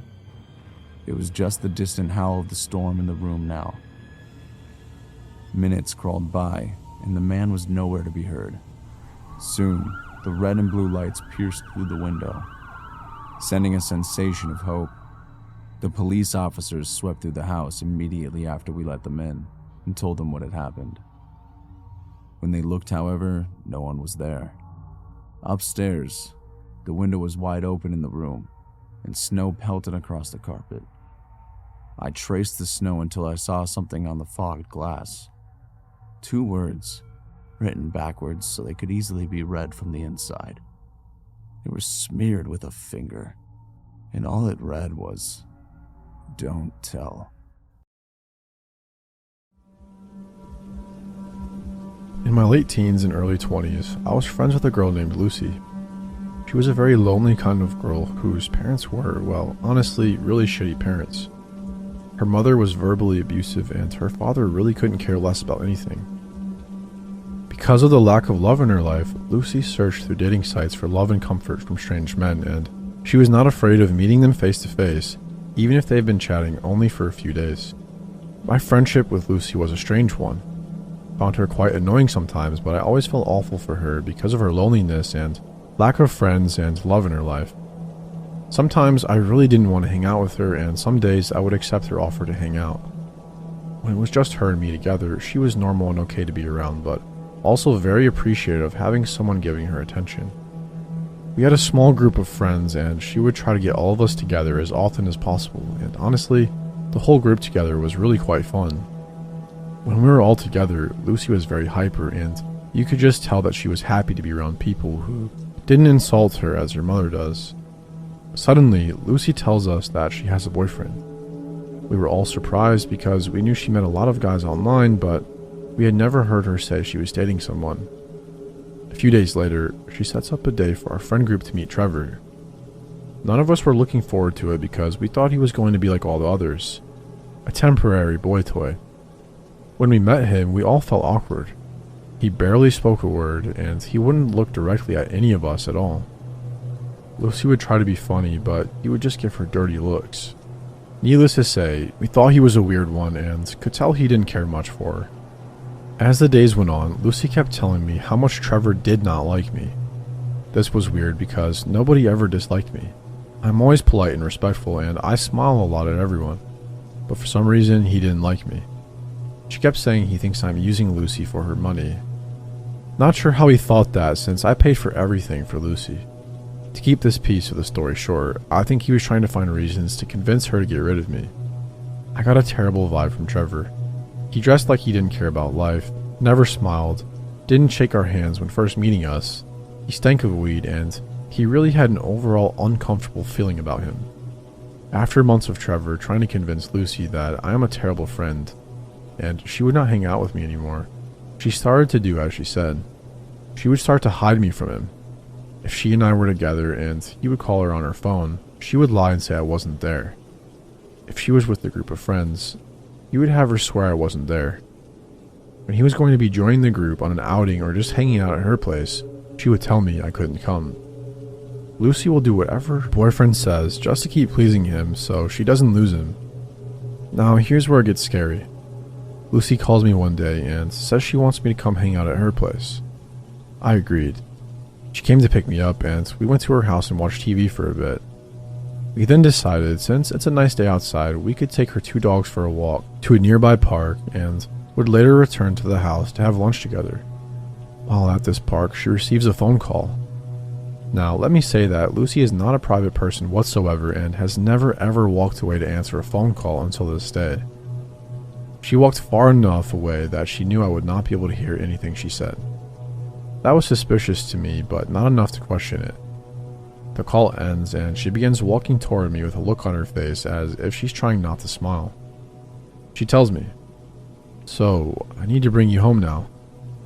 I was slightly confused as we had only been together for about an hour, when we usually spend the entire day together, and she would never want me to go home. She would even frequently beg me to sleep over to avoid being alone. So anyway, I said okay, and we walked to drop off her dogs at home and got into her car, and off we went. About 10 minutes into the car ride, I realized she wasn't going in the direction of my house, so I questioned it. "Where are we going?" She smirked but didn't respond. I asked again, laughing uncomfortably. "Seriously, where are we going?" She continued to smile but didn't want to answer me. I started to realize she was heading in the direction of where her boyfriend lived. Oh hell no. I asked one last time with anger in my voice, "Where are you taking me?" Her only response was bone-chilling to me. "Trevor wants to talk to you." Nope, no way. I wasn't having any of this. I insisted and demanded she let me out of the car, but with her evil smile and same response, she said it again. "It's okay, he just wants to talk to you." I was furious at this point because this creepy guy who looks like he wants to kill someone, who also despised me, wanted to talk to me. Why can't he talk to me on the phone? Why do I need to go to his sketchy apartment? She absolutely refused to let me out of the car. She had the doors locked, as if I wasn't able to unlock my passenger door. I waited until she reached a red light, grabbed her wallet from the back seat, took out her bus pass, and bolted out of the car. I had no idea where I was or where the nearest bus stop was, but I was not about to let her crazy-ass boyfriend do whatever he wanted to me. She yelled for me to get back in the car, but of course I ignored her. She sped off furiously. I immediately blocked her number on my phone. I removed her as a friend on social media, and I immediately warned the group of friends not to talk to her because she has gone nuts. I've not spoken to her since that very day, and she also lost the other 5 friends of the group as well.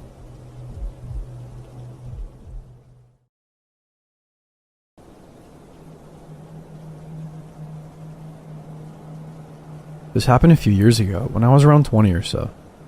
I was hanging out with my buddy Matt at my apartment, located in the downtown area of a medium-sized Midwestern city. We were drinking whiskey, watching comedies, playing tunes, etc. He mentions that he has a close friend, Emily, who used to live in my apartment building with her mother.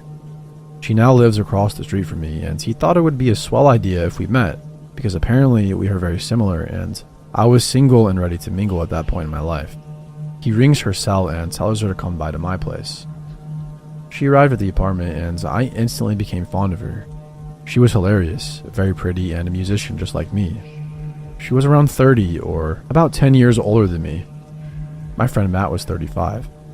I've always had friends that are much older for some reason.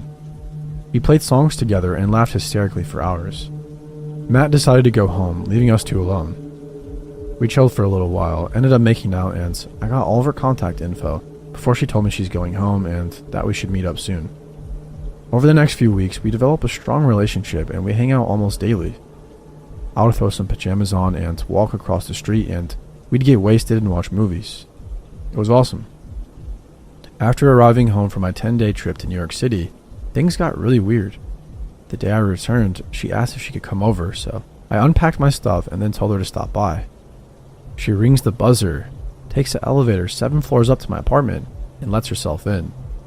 I was talking nonstop about all the awesome things I did and people I met in New York City, and I could immediately tell she didn't want to hear any of it. She would change the subject every time I brought it up, and eventually she said, "Can you stop talking about New York? I really don't give a shit." I was surprised to hear her speak like this. The Emily I had been getting to know was not like this. She was caring and passionate and an amazing person, so I thought. Fast forward to a few nights later, I had just gotten home from working a 12-hour shift and I collapsed in bed, ready to pass out for the night. It's about 9 p.m. and I get a text from Emily that says, "Hey, what's up?" I don't feel much like replying at the moment. I'm too exhausted and our last hangout was too weird for me to comprehend, so I am still trying to decide how to deal with that. I plug my phone into charge, turn the lights off, and fall asleep effortlessly. And suddenly, I hear 3 loud bangs. I wake up to somebody pounding on my door and screaming at the top of their lungs. "Open the damn door. Let me in now." My entire apartment reeks like cigarette smoke. I grab my phone from beside my bed and my heart beating a million miles per hour. 27 missed phone calls, a bunch of text messages, all from Emily. I scan through the texts while she's at the door screaming, trying to break my door down. The most recent text from her is a long one claiming I'm a piece of shit for not responding to her text earlier and that she's coming over to beat the shit out of me for not doing so. She had a key to the building, so from when she used it to live there. I get out of bed, nearly having a panic attack, and try to decide what my next move should be. Should I open the door and calm her? Should I call the police? Should I just ignore her? I decide to open the door. She immediately begins wailing on me, swinging her arms trying to hit me. She was smoking a cigarette, and there were 3 cigarette butts on the ground next to her. Smoking indoors was prohibited in my apartment building. She was very obviously on some sort of drug. She kept screaming at me, telling me how awful I am for not responding to her text message, slurring her speech and losing her balance. I was somehow able to calm her down, and I took her to the roof of the apartment building, which had a pretty nice little enclosed picnic table area. We sat beside one another. She was quiet now, finally. She kept asking me how I could be such an asshole, and that I needed to explain myself. The look in her eyes was pure evil as she spoke to me in a calm demeanor now. I said to her, "Emily, I don't ever want to speak to you after tonight. This whole scenario is absolutely insane. You need help. Let me walk you home." I take her home and return to my apartment to attempt sleeping, at which I do not succeed. A couple of days later, I return home from work and there is an envelope taped on my door. I open it and it's a handwritten letter from Emily apologizing and saying that I'm a beautiful human who doesn't deserve an evil person like her in their life. There was a literal candy bar attached to the envelope, one that I had never heard of that she always told me I needed to try. Never spoke to her again. From what Matt tells me, which, by the way, he always knew she was a problematic person, she is a heavy user of crack now and is working as a food runner in a restaurant nearby.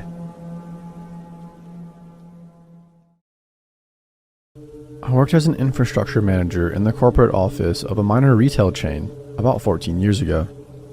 The conditions were kind of sucky, so the IT staff were mostly a good group of funny dudes and dudettes who tried to make the most of it and got along great.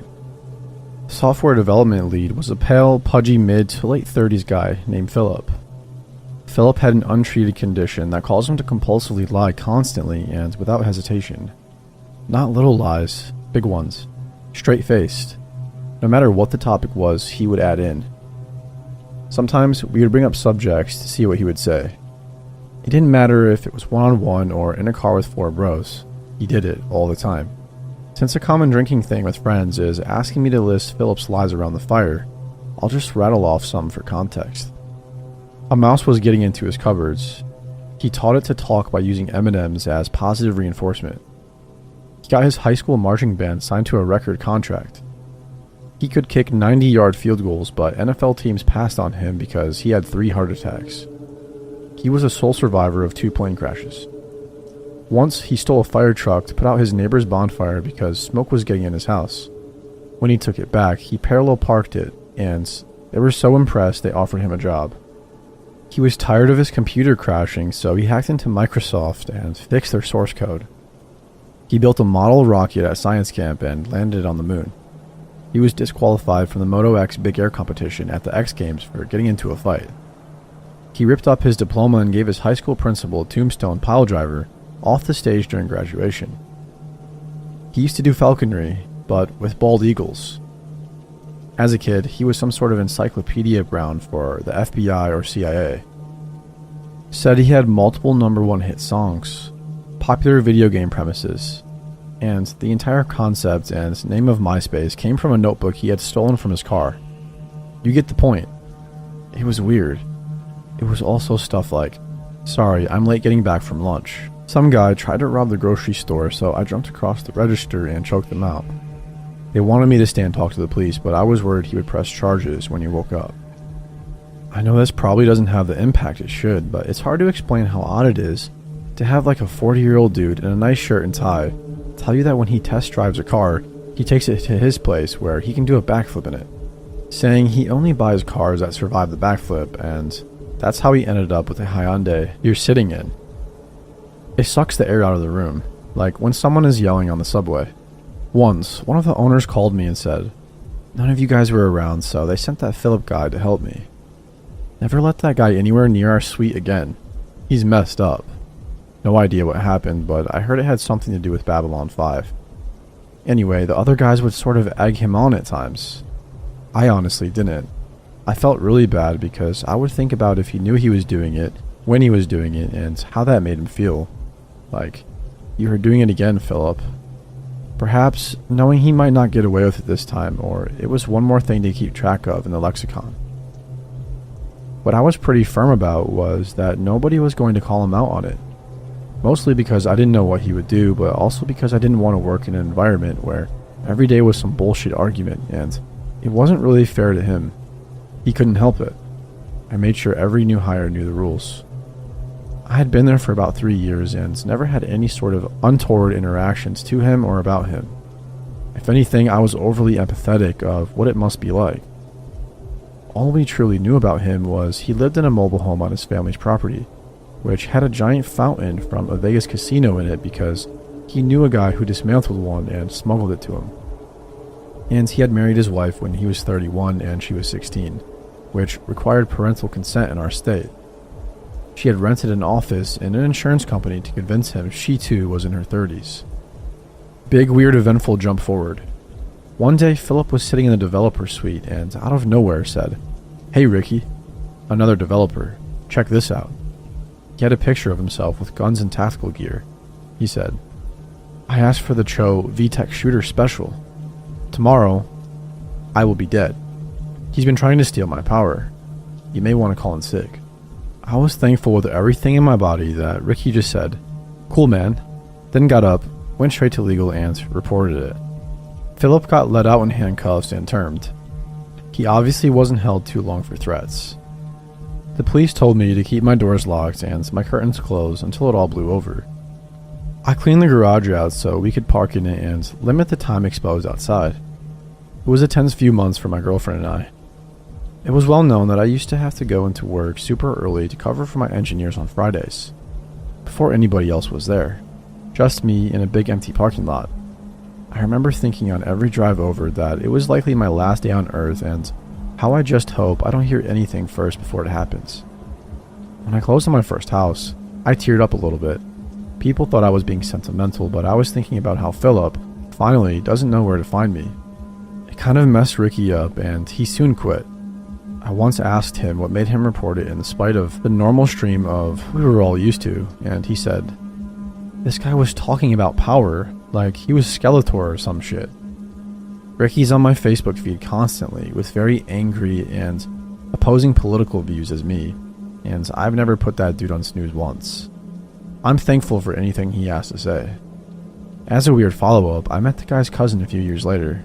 The dude told me that Philip and his wife had a weird relationship. Like, she would buy Philip nothing but toys for Christmas. No action figures or Funko, etc. The dude telling me he collected action figures and movie props, but like airplanes and dinosaurs and fire trucks. And he would just sit around on the floor playing with them, making noises. It wasn't a weird sexual thing, just another big red flag flapping in the breeze.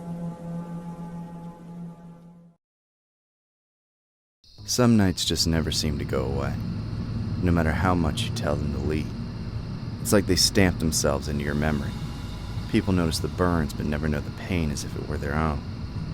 I doubt anyone can relate to the night my truck gave out on the side of that freeway. I was 20 at the time, broke like any other kid my age, driving a vehicle that coughed more than it purred or impressed the girls. I couldn't even estimate how much gas was in the tank after the gauge went out on me, so I reset my trip odometer every time I filled up. It was sketchy to say the least, but the method worked well enough to get me from point A to point B, at least until tonight. I had just visited my friend in San Antonio, and I was cruising down Route 90 with just the hum of tires traversing the asphalt in the background. Occasionally I saw a jackrabbit dart in whichever direction. It was close to midnight now. The road was so empty it felt like I was the only one in the state still awake, trying to get somewhere. That's when my engine sputtered. Oh no, not now. I gripped the wheel, praying to prevent the inevitable disaster ahead of me. Come on, you old truck, not now. I tapped on gas. Nothing but the truck stuttered, lurching forward in a last desperate attempt, before completely dying on me. The headlights decided they wanted to quit on me too, leaving with nothing but a pocket of darkness and endless trees for a background.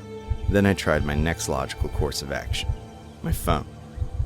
I grabbed it in hopes that it still had no bars. Great. Well, throw on the hazards. There they went. The click noise signaling my emergency was the only noise interrupting the night's eerie calm. Someone's got to pass soon, I told myself. I started to doze off by the time the headlights appeared in the mirror. I looked at my phone and an hour had passed. I was relieved, that is, until the car didn't keep its beams on. It pulled up behind me, lights off, and slowly came to a halt on the shoulder. The engine shut off moments later, then silence. I stared in my rearview mirror to see who it was, but nothing moved. That's not good. I assumed any second now that the door would open, a voice would call out, or some sort of movement. Nothing.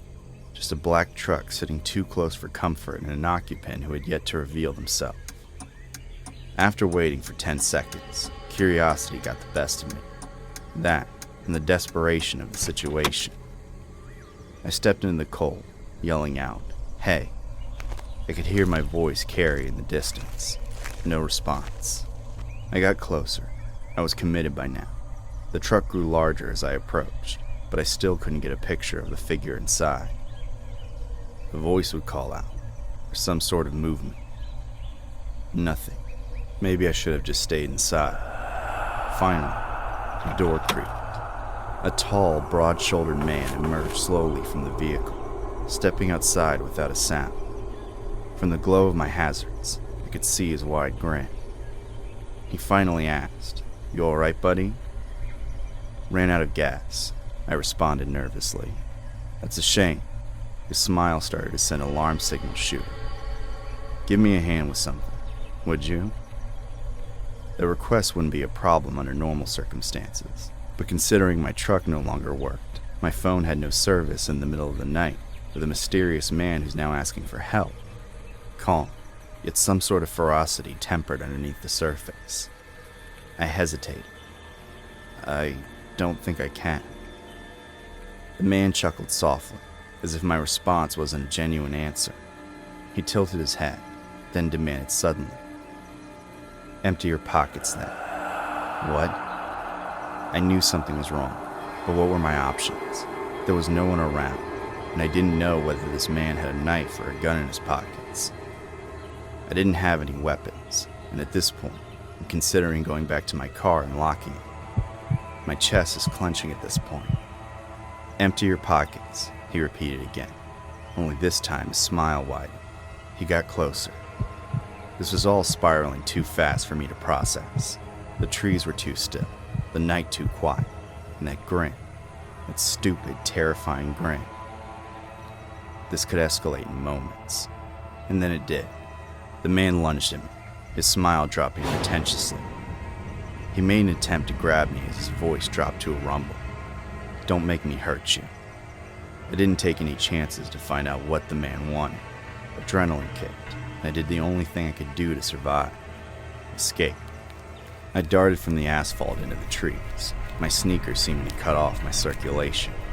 I collided with branches but pressed on through the pain, running and zigzagging blindly. Heavy footsteps could be heard not far behind. And then I heard it. "I'll kill you." The man roared in the background, not far from me. He was traversing through the trees at a faster rate than I was. I started to gain some distance, thankfully. The man clearly wasn't in as great a shape as I was, which might have been the only thing keeping me alive through the night. I made the split-second decision to hide behind a tree, crouch low, and force my breathing to be shallow and quiet. Every nerve in my body screamed to keep running, but I didn't. I waited, frozen, heart hammering in my chest. His footsteps continued to draw closer. He was within 20 feet now. The leaves crunched nearby. "I'll find you, kid," he yelled aloud. "Don't think that I won't." There was silence after that. It was minutes of this, then minutes turned into hours. I didn't move. My legs were cramping. My teeth chattered. But I wasn't about to lose my cover to discomfort. I would wait for dawn. And like that, the pale light appeared again. I gave it another 20 minutes before I decided to head back to the road. There was my truck. This time the door was ajar. My glove box was open. The man's truck was gone, though. I sat in my car, breathing shallowly as I tried to recover my whereabouts. That's when I saw it. On the dash was a crumpled receipt from my glove box that had been smoothed flat to write a message. In a jagged handwriting style, it read, "Don't run next time, Jason." I used to think of myself as pretty independent, like I really didn't need anyone's help, and that I could handle myself. I learned that's a dangerous attitude to have on one fateful night.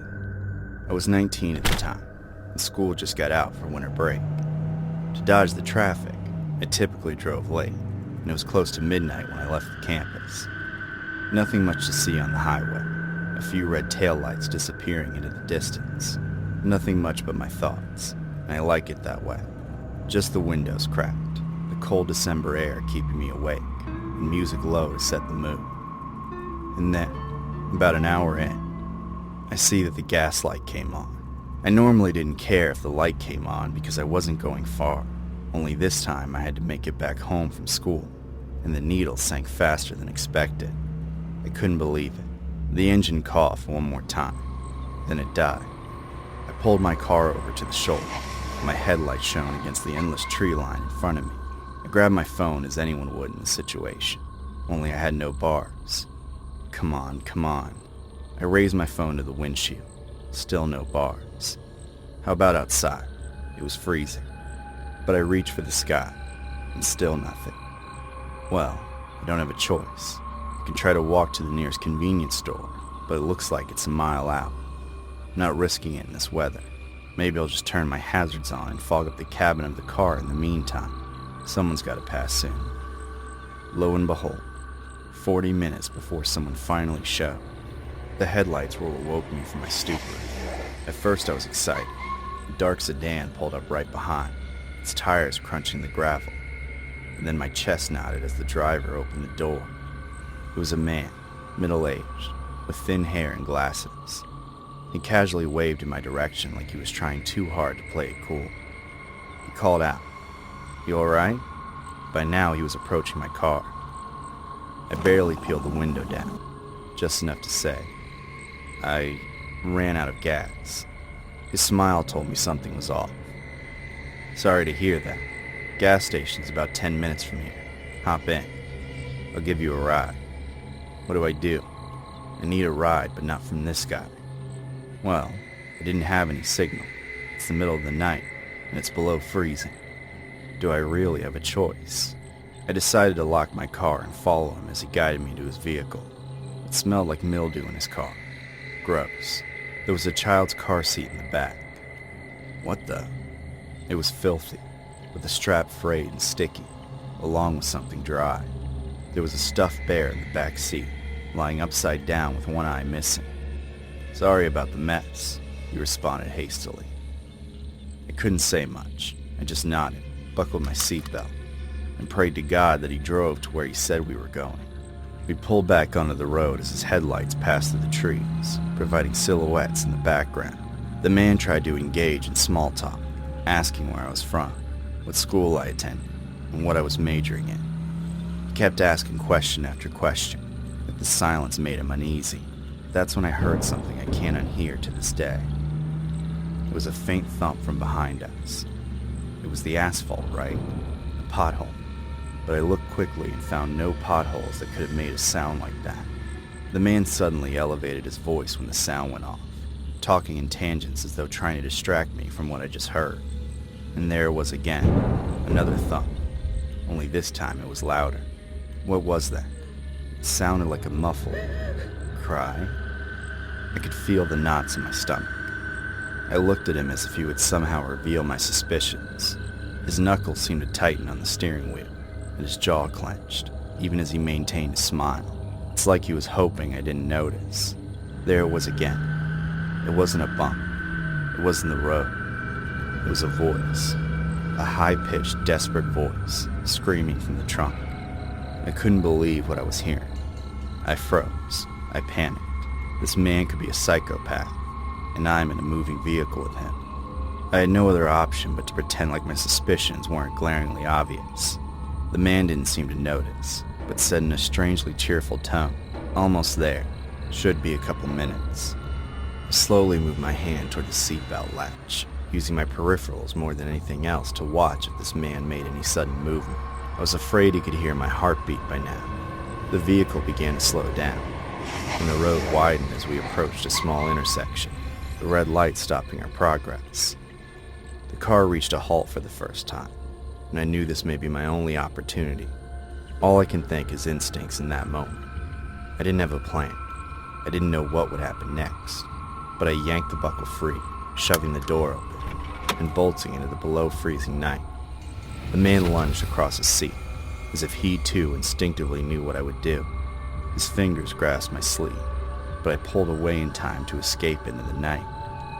The cold air penetrated my lungs, and I struggled to breathe, sprinting away from the dark sedan.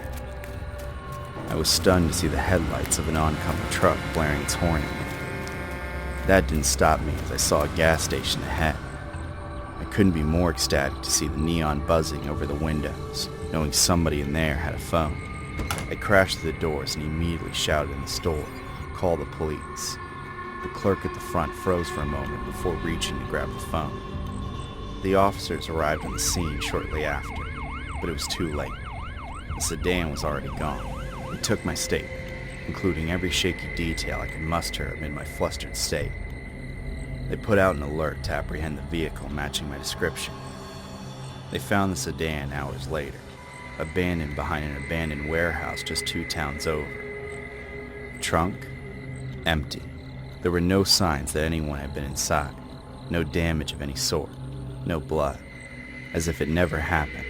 One officer tried to conclude that maybe the noises were stress-induced, and that my mind assumed the bumps in the road were something worse. I really wanted to believe it. I did.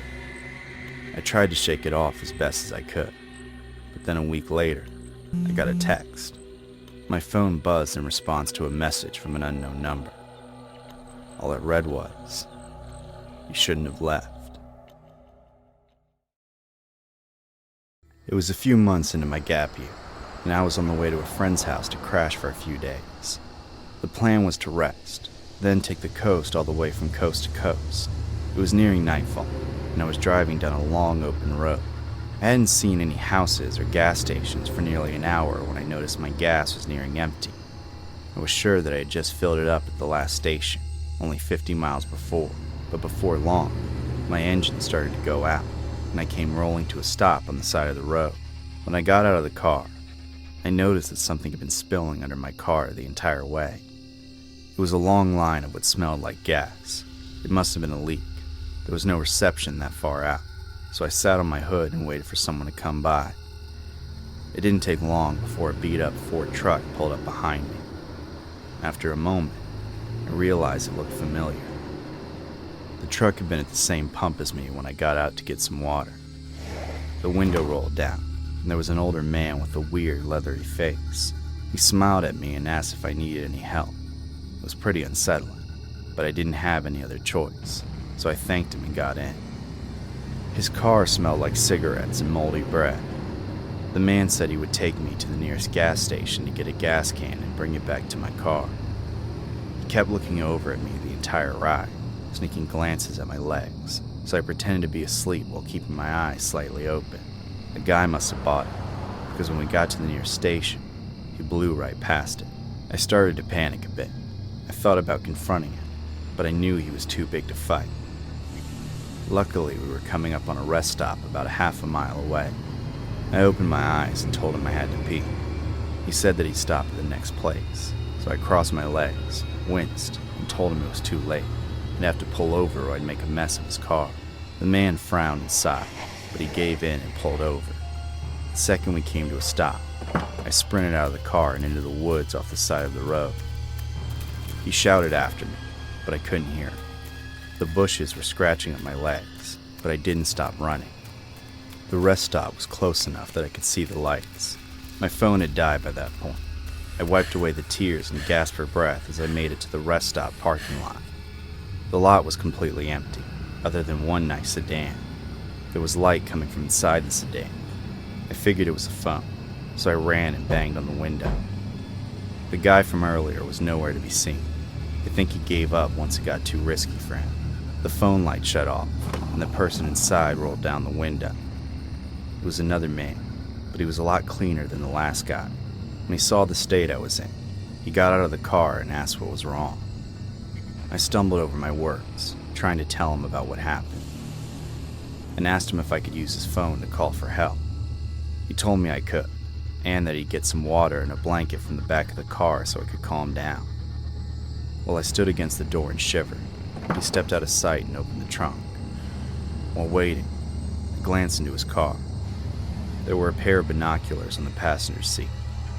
I turned to where the man had disappeared, and found him pulling rope out of the trunk. I stumbled into the side mirror, and he realized I'd seen him. Even though I was exhausted, I managed to use the last of my energy to sprint to the rest stop. His footsteps trailed behind until I caught the eye of the woman at the desk. The guy chased me, ran back to his car, and drove off while I watched him from inside the lobby. The woman at the lobby stayed with me while I tried to pull it together. After everything that night, I could barely even trust her. The lady gave me a free room for the night. I managed to get in touch with my friend, and she came to pick me up the next day. When we got my car towed, it turned out my fuel lines had been cut. I guess the guy who followed me from the gas station had the whole thing planned. The fact that I ran into a second psycho must have just been insanely bad luck. I canceled my gap year because of all that. The long hours of driving put a pit in my stomach that took all the fun away. I ended up going back to live with my parents that year. The whole thing made me feel a bit worse about the world.